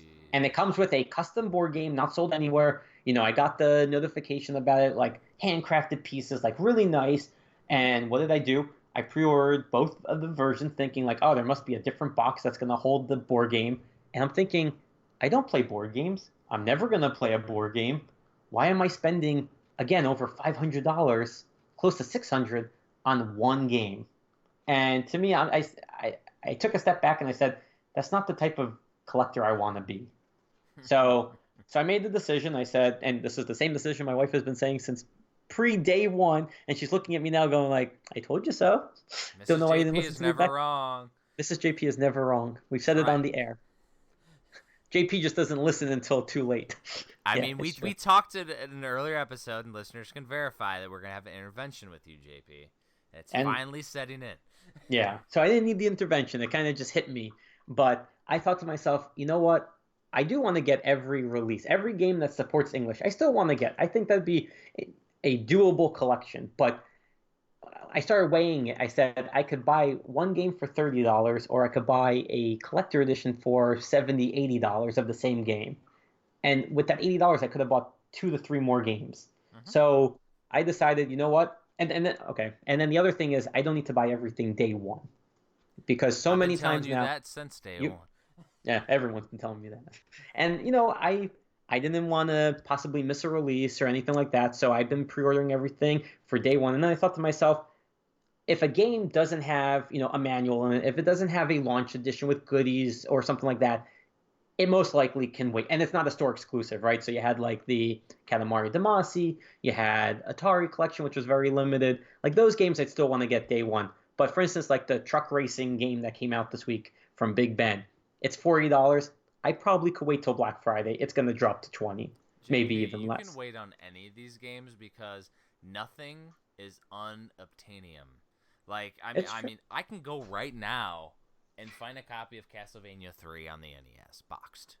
Right. CIB with all the items. It might cost a little bit if I want it pristine, but I can probably find it for a decent price. I'm just Hmm. saying, like, you can find anything, even the limited stuff. Like, you'll be able to find it eventually because not not everybody's going to be in the same state of collecting in the future, and a lot of people are holding on to stuff. Right. So, I mean, you can collect with what you want to play right now, and you still can get everything you'll still get every single game released. Like, it's not going It's, to be that hard. that's true. And I mean, that's where I'm heading with the regular releases. Collectors, I've already If you were decided going that, for collectors, yeah, you got to get this shit now because it's going to be near impossible to get some of that right. stuff. Like, without a doubt. But yeah, but I mean, like I made the decision to be done with collectors, and what I did is, I mentioned it to the Facebook group. I wrote this nice long post, and everyone was very supportive, right? They all, And a then lot the of, not sniper all. messages started going, hey, Oh yeah. you got this? You got this? So what I did is, if I don't have the game already as a regular release, which I don't normally double dip, so I told people, I said, listen, I'm going to take the game out of the collector edition. I'm going to take the steelbook out if it is, and I'm just going to sell the collector edition pieces as a whole separately. And right, instantly people started messaging me, and even this night before the show, I packaged up like 4 boxes already, and it's crazy seeing the money come back. Is just like, wow, that was a lot of money for double dipping, sometimes even triple dipping. I'm looking at Super Mario Maker 2. I've got 2 Russian editions. I have a UK edition because I wanted the There's no reason steelbook, for any of that. and I have 2 US editions. I literally have this game one, two, three, four, 5 times. Even I got the one steelbook or whatever. Or I Yeah, got it. I got it for the pencil or the the stylus. Yeah, stylus. I got it for the stylus simply, but yeah, I got a second copy, which I'll probably end up getting rid of eventually too. I mean, but and yeah, I mean, there's and no reason for any of that, man. no, no, I know. And you know what? It was cathartic, because it felt freeing. Like this burden was like, wow, I don't have to rush for like collector editions anymore. For limited releases, it's like open pre-orders are amazing. Even if they're not open pre-order, the regular edition will not sell out as fast as the collector edition. Something that's going to be going on a website at a certain time, like to me, just it won't matter anymore. I'll make sure people know about it. That's not stopping at all. People will absolutely know about every game coming out, because everyone collects differently. So there are people who want to go for the collector edition, and I support them. Right? Me changing my mind on how I collect does not make me change how the perception I have of how other people should collect. So I hope that comes across that if you want to go for everything, absolutely go for it. And I hope you continue to use me as a source of information. But for me personally, I have other interests. I have limited time and limited space. And I think it was just time to kind of make that decision. And thankfully, I have a good group of collector friends that were in the same boat. So we're kind of, helping each other make sure we stay on track of this goal. But I think the first step for me was actually selling off the collector edition pieces. And I've done that. I put them in boxes tonight. I taped them up, and it feels good. I mean, it feels freeing that I'm going to get that space back, and I'll have a nice big shelves of red spines, and I can put them all together. No, the majority of them won't be, in random places anymore. But like I said, there's going to be collector editions that I absolutely love that I will still support and buy, but like 90-95% of them, I'm just going to focus on regular. And I mean, it feels good. Like I really hope, I can give the collector edition items pieces to good homes of people who missed out or bought the regular and then changed their mind and wanted the collector, so now they can kind of complete the set. Yeah. So I mean, I feel good, and yeah, that's about it. So now everybody knows, whoever's listening.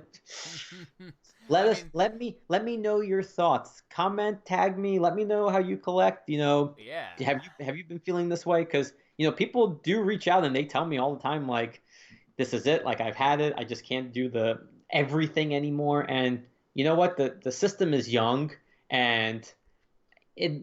I think the best saying is that it's a marathon, not a sprint. And people have told that to I've me. been saying that a You've lot. said That is my you've said speak. that to me, and I'm I'm already like getting winded, right? And I'm only on the first lap still, so I don't we're want to we're feel that still way. we're still just beginning, and in all honesty, like I think the creation bug in me, where I'm creating the books and things, has helped subside a lot of my collecting nature because I'm a bit OCD when it comes to stuff, just like you. Mhm. And it's helped me because I focus. I'm like, all right, so we're gonna make this really awesome thing on it now, and I get to live vicariously through everything that's out there, and I'm gonna pick up what I want, and we're gonna play Mhm. what we want. But like now we're compiling it and sharing it with generations forever. So once the book's out there, it's out there forever. It's not like a Mhm. magazine that'll be on a shelf life for a month. Like this is out there. So I mean, to me, that's like the best thing, and it's helped me with subsiding my retro collecting when it comes to NES and Super Nintendo. And Mhm. um, I did realize one thing when you did your post. I was like, damn, I don't have the Shantae Game Boy Color box thing. for the Yeah. Switch. I was like, I need that one. So I want all the retro boxes. So that is one people that I'm missing is the Shantae one. So I need to find that eventually. So what you're saying is I should help you out with that one, right? I mean, if you're getting rid of it, but if you're keeping the retro stuff, then Yeah, the Game Boy box, I was like, oh man, I really want that box because I am collecting for game. And that's the thing. It's like, I have yeah. other interests also that I Well, want to be able to enjoy all of them. to me, like you can have your red spines, then you have spot pieces that you can Yep. have that show off and accentuate your collection. Like that, Yep. those are perfect. And I mean, hell, today I was able to find an item that we were talking about in the cast with the Omaki Books release of Mortal Kombat. A person Hmm. had it, and it was a reasonable price, and I'm like, okay, I need that. My wife loves Mortal Wait, Kombat. do you want that? Because I have that. Oh, I already got one. Was that? Oh, you bought that one? Yeah, it was like $100 or something. That's too easy. Oh, nice. It was a good price. It was like what it was when it was new. So, Hmm. yeah, everybody's really reasonable with the group. So, Yeah, yeah, and even with me, like I I try and just hopefully get back what I paid for, even without the game, because this is a collector edition. But yeah, I will say, like, if you're gonna join the Facebook group now because you've heard this message, my prices are gonna be way lower than you've probably ever seen for these pieces. Because JP's not a reseller. He's a yeah, I'm collector. not a resale. I'm a collector, and I want other collectors to get it, and I just want to make sure I get my money back. Exactly, and that's awesome. Um, Yeah. so I would say we probably should venture toward the book because that's probably a nice load off your shoulders. Yeah, I feel lighter. Yeah. So the first thing is that obviously we got to focus on JP's section. So those of you that think, how would you like to see a collector's section in the book? Because right now, how each section goes when I talk about the games is it's one page for some of the smaller release games or some of the games that are less interesting maybe, which is all Hmm. subjective obviously. And then you got 2 to 8 pages on the other games. When they have goodies, I'm using their promo images so you can see exactly what they promoed. So like Hmm. Tiny Barbarian DX, it's look what comes inside, and it shows all the stuff. Like it's already a picture that Nicholas created, Hmm. and so I'm using that because this is supposed to be a supplementary thing where it gets you interested in what's out there to buy. Hmm. But so that's like kind of covered. So JP's section, I was seeing it more as a cool things that might be out there that you can see, and then it's kind of a reference point too. Is that we make it really cool, cover a lot of everything you want to talk about with year one and what you've seen and everything, and then references to your site to where they can get a lot more information. But that site might not be available, so we got to Hmm. avoid dating things. Hmm. That's the other thing. So we got to keep everything effervescent. So I can't really reference your site, but again, your idea is really another full book. So Hmm. we gotta hone it in so it's something you're able to do while you're still posting and everything. So Yes. I think it's doable. I think just going in depth on the different things like the fact that there are lots of different cover variants and covering some of your favorites and things, or Hmm. maybe just talking about each one that has it real quick, Hmm. but not in depth. And definitely keep it really short writing. We'll use lots of pictures. Hmm. But that's my idea. But everybody listening, what do you think too? Because obviously it'll help hone in. The other thing that JP and I have to do, which is another task, is developers and publishers. We're doing interviews, and we have a gigantic list. So I got to get that into something that's palatable for me to track. Hmm. Because the thing that you're gonna realize is like holding up a book process, like we're gonna have backers able to contribute their stories. Hmm. That right there in itself is gonna take a while because not everybody's a writer, and I have an editor, so that way the Hmm. editor goes through, and we have to make sure everything works well and looks good and flows and everything too. So we're gonna be Hmm. waiting on that. But then when you add in developers that have full-time developer jobs and things, like they're only gonna be able to get to us every once in a while. Some we may have to interview and just dictate. Hmm. It becomes a lot. So having a list and like, all right, we're gonna talk with Nicholas today, and like we have that. That person said, yeah, we're definitely interested in doing an interview. Then we got to list that, and we gotta like color code it. And I already started a quick Google Doc for it, but that's another tasker we gotta do, which is insane.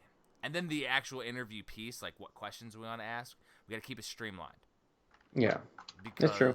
if somebody gets wordy, that's a lot. That's pages of the book. Right. And I would say we want like 3 to 4 solid questions. Mm-hmm. But I got some awesome news too that we're gonna share here right now. I'm Live listening. on the cast. So first of all, before we get to the awesome news, is I did finish the red box over the weekend. So initially I did a black box, which I did for myself, which for the Switch, and it holds 100 cartridges to go up to the brim of it, but you can put even more in there. You can load in tons more if you don't want room to pick out your cartridges. But I did a red version. I actually took off all the hinges and stuff before I just stained it, because the last time I just stained it because I just wanted to do it for myself. But I took all the hinges off so it looks like clean. I did a single coat so that way you still see the wood grain in the red, which looks really awesome. I did that in conjunction with my complete Virtual Boy book cover, which we're going to offer a similar cover for the Switch Collector. All of this has been updated on Switchopedia.com. So the red box is on there with the black box. I also updated all of the tiers to put when you have the book with the box so everybody can see. Because when JP was posting about the box last week, not this last week, but the week before, people were like, oh, that's a pretty expensive for a box. And it's like, well, you get the book too. And they're like, oh. Right. So it's very clear on the Kickstarter page that you get both. And I put like a plus in Switch font. So so that's there. And I also put the same for the limited edition wooden box, since I did the red box and everything already for the Virtual Boy, and it looks freaking amazing, by the way. Like, because I ended up hand going over everything in black first before I stained it, and when I did the red stain, the black seeped in with the stain and came out with like a perfect like shade. Oh my God. It looks amazing. It's like awesome. And in person, it looks even better than in pictures. Like the pictures do not do it justice. It's so awesome. And so the thing is, though, is I put that example picture of the Virtual Boy one on the campaign showing, because I still have that mock photo of the Switch Collector. And then next to it, I have the real one, so people can see how the wood looks and everything. Nice. What I wanted is feedback from you, if you could see like the quality, because I know the pictures are smaller on purpose, so that way it's not a gigantic listing. I try to streamline it. I also made all the goodies one picture now. So all the goodies are one single picture, all next to each other. I also put in there, and I finished the manual. So I put pictures of the manual, what it's going to look like. The manual is literally going to have the promo picture from like the internet, from the websites, for each game, and then just the check boxes for owned, played, completed, rating. And that's going to be in a manual, 28 pages. It's going to be a 28-page manual. It covers every game for year one. You can fit it in your pocket. Like, that is awesome. I absolutely love that. I love that little touch, and I think it's awesome. Yeah, and I know JP's been super busy recently, so he hasn't really been able to check it out. So I know. I'm sorry, but I am on the page right now. Yeah. And so I like it. I've streamlined a lot. Yeah. And in the bottom, in the affiliates, I changed it to cool people that are associated, and I used a picture out of the back where I actually added little pictures for every person. So it looks super cool now. I love that. Look at me, I'm so cool. And then, I think my next business card and T-shirt is gonna be cartoon me. Oh, it should be. I actually updated on the back of the cover of the book too, where our logos now have us with them. So it looks like JP's holding his logo, and I'm like leaning against Hagen's Alley. I think it gives it personality, actually, because before it was just on your shirt. Now it's like you're holding the big symbol. And actually, those that are watching on YouTube, it's part of our thing now. You won't see a picture of that on the Kickstarter page yet. Okay.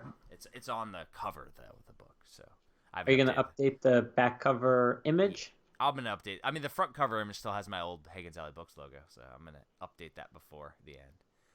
No, I mean like on the page itself because you still have the old back cover. Okay, Well, nice. if you look on Yeah. the front, the old front cover's on there. It says the old Higgins Alley Books logo. I'm using the new Yes. one. So yeah, so that's gonna happen. So that's interesting though. Is I also updated the card template on the page. If you noticed, I updated the card template. So I did a lot this week. Like I was up till like 4 a.m. like a bunch of days. Oh, that pin I've looks been, awesome. and then the cartridge pin I Oh. updated, for example. That I am still waiting on quotes though because I think it was Pin Plugged said it was, oh yeah, it would be if you do 4 colors it'll be whatever, and then I went to the guy who did the Rick and Morty pin that's on eBay and he's like, yeah, let me see if I can do it. So I'm waiting on 2 different quotes. We don't have a definitive one, but I want it to be the size of a cartridge. So that it fits in the little slot. It may not fit perfectly because the pin on the back and everything. But I'm gonna try. I just think it'll be a cool little promo thing. It's something you can put with your collection, or to the side of your collection.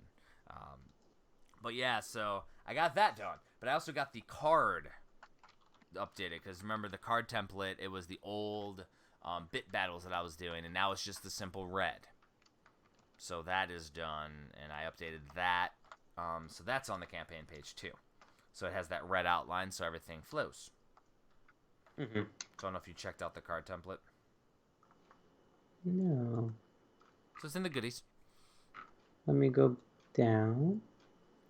Card template. Oh, there it is. It's in the goodies. Is it just the I one image it, now? I updated it to the red, yeah. Instead of before it was like a retro thing. Now it's switched. Nice. I do like that. I simplified the whole Kickstarter page. All the goodies are in one image. All the tiers have a breakdown on the page to show there is a book with them all. I also wrote like over a dozen more reviews this week. So I wrote a ton of reviews. I wrote 2 more today.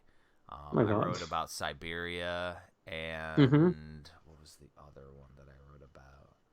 It was because I still like the game that I'm on now is like. Yeah, I wrote about Siberia and Just Dance 2018. Nice. Yeah, which is a good entry level game. Yeah, so I did that. Now, interesting. So the trailer is being done by Anthony, and he's on YouTube. He did the intro for the Game Chasers and for Normal Gaming Historian and J Love. And a bunch of people, and the Video Game Years. He is doing our intro. So the trailer is going to be like pans of the book and stuff. I reached out to a bunch of developers and said, hey, would you mind if I used your music? And this is where you don't know about what's happened. So Jeff Ball got back to me and said, absolutely yes. Jeff Ball did the music for Tiny Barbarian DX. So we're going to have music from Tiny Barbarian DX in the trailer. Today, though, 2 more reached out to me and said yes. Ooh. Who said yes? So, Ludosity from It'll Do 2. So that's one. And then Lizard Cube reached out from Wonder Boy and said yes. Oh, that's awesome. So I'm going to do a couple more videos because the the guy who's doing the Anthony who's doing the trailer, it's a professional and it's pretty expensive. So like it's gonna cost some money, but I'm gonna do some supplementary videos where we're talking about this stuff. Like it's probably just me talking about it or whatever, and we'll use the other songs underneath as I'm talking. So we got to talk about the book. We got to talk about the goodies. We got to talk about the other items with the campaign, so everybody knows. And I'll intersperse that in the campaign. So besides for what's there now, there's going to be some extra videos. Oh, I'm excited. Yeah, so that'll be cool. It's going to require me a lot. This will require a lot of time to do, but it'll be awesome. So that's going to be amazing. The other option is that we go through the intro and actually cut from song to song and actually weave all 3 games into one in the trailer. Well, now you're just crazy. I said, now you're just crazy. Yeah, I mean, because right now I have a couple songs that would be amazing, and talking with Jeff Ball, and of course talking with Stark Whale. Nice. Um, That's awesome. yeah, like so. I mean, again, it goes to show you that the Switch community developers are amazing. Everybody's open to, working together, and these are guys that are creating games that are on the console that we love. Like Hmm. it's just so engaging. It's ridiculous. I am humbled as shit by everything, and it just seems like everything is lining up real well. Everything like kind of lined up this week, which was super cool. And I mean, it might be to the point where we got to have a second chat every week where we go over like Hmm. the book stuff, like not for podcast but just for us and refining. I caught some stuff like I didn't have a correct developer for one game already, so Hmm. that was an issue. And I love the support that I've just been seeing. When we first announced the book, and we Mm-hmm. had that first weekend where we posted the image and we gave the link. Um, it was amazing to see the feedback from like just not even just the fellow friends and gamers in the community, but in the industry as well, right? I mean, Super Rare Games, Play Asia. I talked with Philip Doshel from FDG, FDG, yeah. and thumbs up. He said he'd be happy to promote because his games are going to be in that book as well. I mean, everybody's games at some point, if not year one, definitely year two and beyond, they're going to be in that book. And I think it's just great that they see the book for what it's going to be, and they're excited for it, like we all are. And Well, and they're it super fans. Like, yeah, little do you know, but Philip actually backed a bunch of my books in the past and wrote in my Virtual Boy book. And that's I didn't awesome. realize who he was until he emailed me and it said FDG, and I'm like, wait. Hmm. I was like, he's released some games. It's like that's amazing. So then I was just chatting with him, and he absolutely is down for an interview. And so like the fact is that right now we're at 300 pages with no interviews, no contributors. Yeah. We didn't put JP's collector section. There's no pages on JP's collector section right now. Like this is gonna be a big book just for year one. Um, Yeah.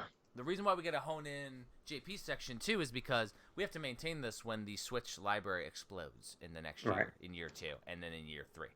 So it has to be something that's doable. I like the collectibles section, Hmm. like it's the Foxicles, but I mean, and then the other thing you got to think about is like there's probably some digital only games that some backers are going to be like, man, you need to include X game, and I will. Hmm. And I will. If somebody says it's an awesome digital only game that needs to get a physical release, like I will include it. And like right now, it's just a smattering, a small amount of what's available. And in future years, it's gonna be crazy. And each spread for the digital only looks amazing too. Like Hmm. it just screams like passion from all the developers.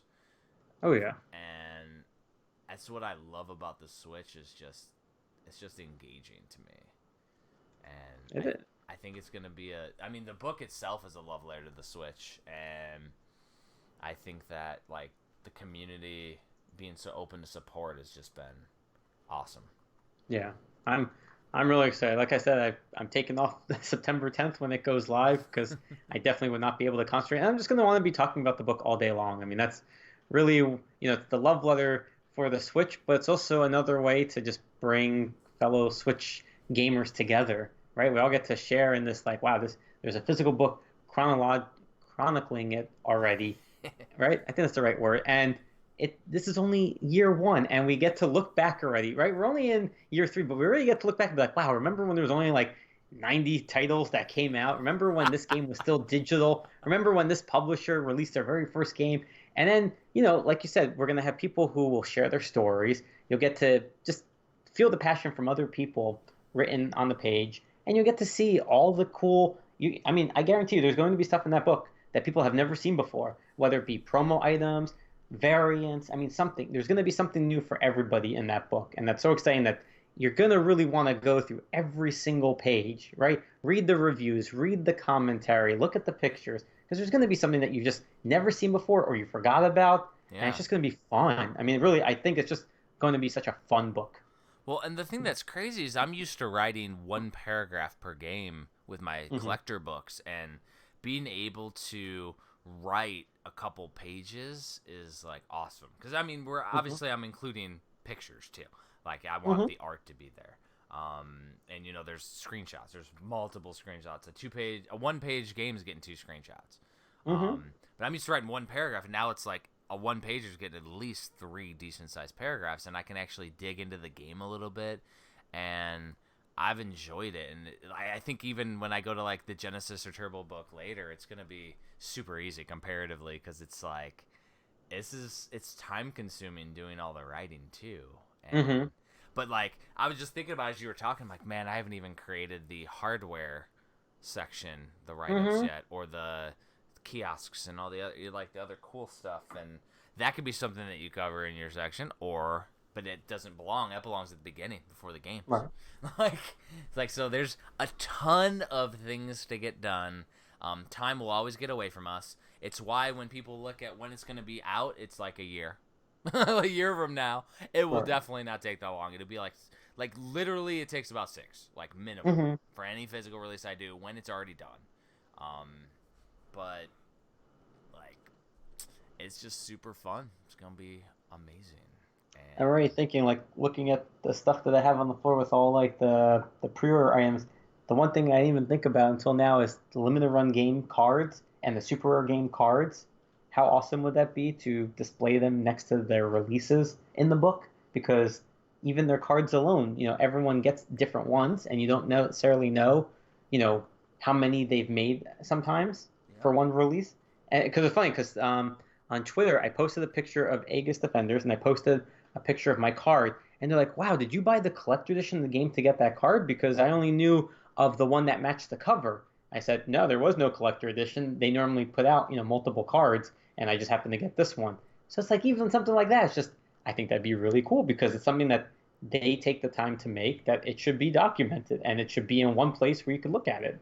And that's what the Switch Collector book is hopefully gonna be about. Is that making sure that all these cool things are printed and preserved.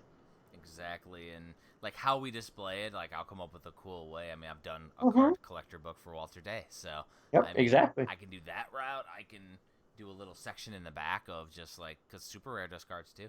I mean, it can be down the rabbit hole. Mm-hmm. Now one thing that I do have to say is we went a little overboard with the goodies and the items. Little overboard, JP. Went a little crazy. So that is something that we're gonna have to be very clear to explain to people. Because the book's the main item, but like we have some really cool stuff, and in all reality, we gotta not take away from the book. So the contribute your story, and you get your own Mm-hmm. card. That's super cool. And that'll be another item. But then like the wooden cartridge boxes, Mm-hmm. the slip cases. I've done the slip cases before. People love them. I'm Mm-hmm. progressively getting more and more people because like the first couple releases, I get like a couple dozen. Now it's getting to be a lot. Mm-hmm. That being said, we're saying this limited edition wooden slipcase, right? Everything that we do Mm-hmm. that's not the book is exclusive to backers. So after the Kickstarter, like there won't be like another we're gonna do another pre-order thing like there's gonna be a certain amount that are made and we'll probably round up to the nearest whatever for production and that's Right. it. So like there's not gonna be a smattering of them later. Mm-hmm. But as I said, there's a wooden slipcase, right? Well, if we hit a stretch goal, every book's gonna be in a actual premium book slipcase already. So everybody's gonna get a high quality slipcase because every book's gonna be in it. I want Um, that. yeah. Now whether I make that Kickstarter exclusive or not depends on funding and how much it Mm-hmm. makes. Yeah, the premium slipcase will be at 30K, which like has to cover everything. But it depends on how much it costs to print it. Whether I do the entire print run or I do just enough for all the backers. All the Mm-hmm. backers are definitely getting one. That's without a doubt. But in the past, I've done a separate tier for the slipcases, Mm-hmm. and that's all I printed. And then those are all sold out. Like I think Hidden Gaming Gems, I might have 2 left or 3 left Mm-hmm. for the premium slipcase, and they look amazing. It'll be a different style on the front, different than the cover, so it does something different. Once we hit the stretch goal, I'll start working on the design. I like to do that stuff when I'm like on the fly. Mm-hmm. You also have the custom Switch Arcade. So you got 3 different premium items. You got the cartridge box, the slipcase, both made of wood, and I'm hand dyeing them by myself, which take a long time, by the way. Mm-hmm. It took like 3 hours just to do one cover. And the Switch Arcade, which is being done by an outside guy who is on here, actually. His name is Anthony as well. Mm-hmm. Anthony Valentine. Really talented dude. But then there's a tier that so you can get everything in one with limited shipping costs because I'm subsidizing shipping, which means I'm covering like half of shipping when it goes overseas. Mm-hmm. So that's gonna come out of the what it earns, which is fine. But because the thing is that putting too much for shipping means that it'll limit our international backers, which Mm-hmm. just because the USPS sucks isn't fair to them. Is the hardest thing doing physical on a campaign is international shipping. It's a nightmare. It costs us double than what it costs for them to ship stuff to us. It's insane. Jeez. Yeah. And then I have an extra tier for all the goodies. I did the math poorly. It's like $40 cheaper than what it would cost to get all the goodies individually. Mm-hmm. So there is that. And then the shipping's not included in the minimum pledge amounts that I put on the thing. So the goodies, though, we have the trading cards, which you're gonna get 5 for 5. 5 Mm-hmm. cards for $5. It's just that's a minimum thing. However, if you do the get everything, you get every card. So there is that. Because I'm not playing that. Because it's gonna be 5 random cards for those that just want to support and get some cool stuff. Mm-hmm. But if you want everything, you do the everything tier, you're getting everything. I'm not playing you still got to buy multiple things of whatever. Right. It's like, nope, not playing those games. There's checkmark stickers. Those, again, are also available online. So there's other Mm-hmm. places where you can buy those. High-quality prints coming directly from Rusty Shackles, the artist. So he charges $20, which is what it's going to cost to get shipped to you. That's from him. So that money goes to him. The same thing with the arcade. The money's going to the arcade guy. The artwork T-shirts, $25, which is what it's going to cost to get it shipped to you from them. It might be like $5 around that. Mm-hmm. The red pint glass is shipped from Moto Glass. It shows a picture of him holding it from Game On Expo. It's That's amazing. awesome. It's amazing glass. It's tinted red. Those cost $30 and the $5 shipping. And so if it's international, like I'm gonna have to cover the extra, but that's fine. Mm-hmm. I'm okay with that. And then the Switch case with pin and manual, it's expensive, but I'm doing it all myself. And so like just to print the manual and stuff and do the cartridge pin, I think the cartridge pins are gonna cost like $5 a piece or something, like to do them. So, and Those then, look awesome. yeah, it looks cool. Obviously like $30 for a limited game that's coming out is a thing, so I feel like it's a bit expensive. Mm-hmm. It is, but it's something that we're doing because it looks cool. It's gonna be a mini book. The manual is literally a mini checklist. And it's colored, right? I mean, the Of course, images. it's colored. Yeah. So I know I'm saying it's high quality. Of You get a course. cool pin. You get a cool case. I mean, yeah, it's a little extra, but you know what? I feel like it's one of those fun items that it's gonna be so cool to display on your shelf. Yeah, and I mean, I have people that collect all my stuff, and that's who I feel for. That's why I'm like, man, it's a little expensive. And I did put a bigger image of that one because I did all the goodies in one, but I wanted to show like a little bit closer up, and I decided to put the cover of the book on the back, and then on the front is where I have Switch Collector Volume 1, and I have just a picture of Erica's logo. Mm-hmm. Because I think that's an awesome logo that she drew. I also only posted a picture of the front of the case. Those that are listening have to go to JP's post to see all of the case. And a lot of this stuff. So, I mean, I only have the first iteration of the stretch goals. If we get beyond that, I would be ecstatic. And JP You have wants us ideas to- already? I already have the whole second pick. We talked about the whole second iteration of stretch goals last week on the cast, and after that, like we'll have to start having meetings because JP wants to go crazy with this. But I would be ecstatic because if it hits beyond this, that's as much as any book that I've had. And it would be amazing. Yeah, my goal, I mean, I want this to get in everybody's hands, right? We want to hit that base goal just so we can get this book made. Anything after that, like you said, it's just a bonus, but there's so many cool ideas that you've already shown the stretch goals. There's more ideas that we haven't even shared yet that I mean, I just think like we could make this the ultimate fun Kickstarter campaign book ever. Doing Ever. doing stuff because we can Mm-hmm. is awesome. So a couple things that we haven't really mentioned, and we're gonna have to start doing promos for is I know we're doing a partnership with Video Games Monthly. If all goes well, they'll have a promo card in their subscriber box. Um, we have to provide it, which we weren't tracking, so we're gonna make sure that we can try to get that to them if it's possible. That was the thing that happened this week, though, which was cool. We're Mm-hmm. also gonna be in a Switch magazine, right? Yes, we One are. that you And write for, but they're doing an interview with me, and there's gonna be a promo in there, right? yes, so right now it's currently with I guess, the art editor. So we confirmed he has the image, then they're reviewing it for the September issue. We're gonna have an interview with yours truly, Jeffrey Wittenhagen, Mm-hmm. and he's gonna share a little bit about his background, about his passion, what he does, the Switch Collector book, and I think it's just gonna be great timing because it'll be getting into everybody's hands as the Kickstarter is going live. Mm-hmm. So just another way to just hype the excitement up and get everybody pumped. So I'm really looking forward to that issue coming out. Also with Video Games Monthly, there'll be a notice going out to all of their members to let them know about the upcoming Kickstarter. And I think we've mentioned this before, but we're going to be running contests throughout the month with various companies to Mm-hmm. promote the book. So I mean, there's just a lot of support. It's going to be a lot of fun. I mean, it's going to be a really fun month just in general. And if And we're going everything to be goes right, we're gonna have promo spots on some of our favorite YouTube channels.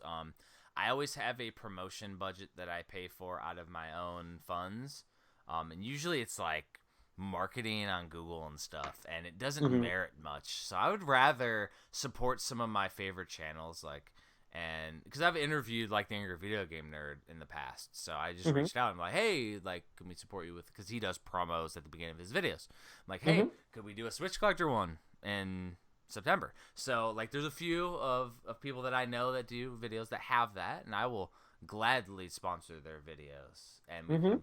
So you might see Switch Collector everywhere, and that if that's the case, that would be amazing because it helps get it out there, and then you can just be like, hey, did you see that? When those that are listening, when you like, it'd be easy reference point. Hey, did you see that on the nerd video? Yeah, that's the thing I've Hmm. been talking about. We're listening to it on the Switchmania Playcast, or like it's that whole thing is what we're working on is just making it something really cool that everybody can share their love of the Switch, and it's really awesome.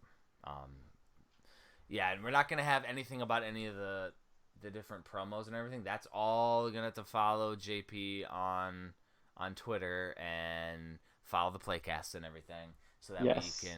you can hear all of that because it's gonna be definitely a community effort. Oh yeah. Absolutely. And more feedback we get, all of that will make everything better. Hmm. So I would say now's a good time to wrap up. Um, let's see. I had a new thing come up actually, and I posted about it today. But I'm gonna be at Game LA's grand opening. Hmm. I'm gonna be with OK Chief and 8-Bit Eric actually Oh, over there. nice. And that's literally the weekend before the Kickstarter's launch. So I will definitely be giving away a promo box. If I have the NES manuals, the NES style manuals for the box in, I will Hmm. include that. If it's not in yet, we'll see. But I'm at least going to have a case because I have Hmm. 5 cases right now for promo cases for promo purposes. Hmm. So definitely going to be giving those away. And so I want to do that with that, and then after while the Switch Collector is live, we're going to be doing our Retro World Expo panel, Hmm. um, which is super cool. So you can find me though at HagensAlley.com. Of course, Switchopedia.com is where the Kickstarter lies. I'm everywhere on social media at Hagen's Alley, and then at Hagen's Alley Books on Instagram.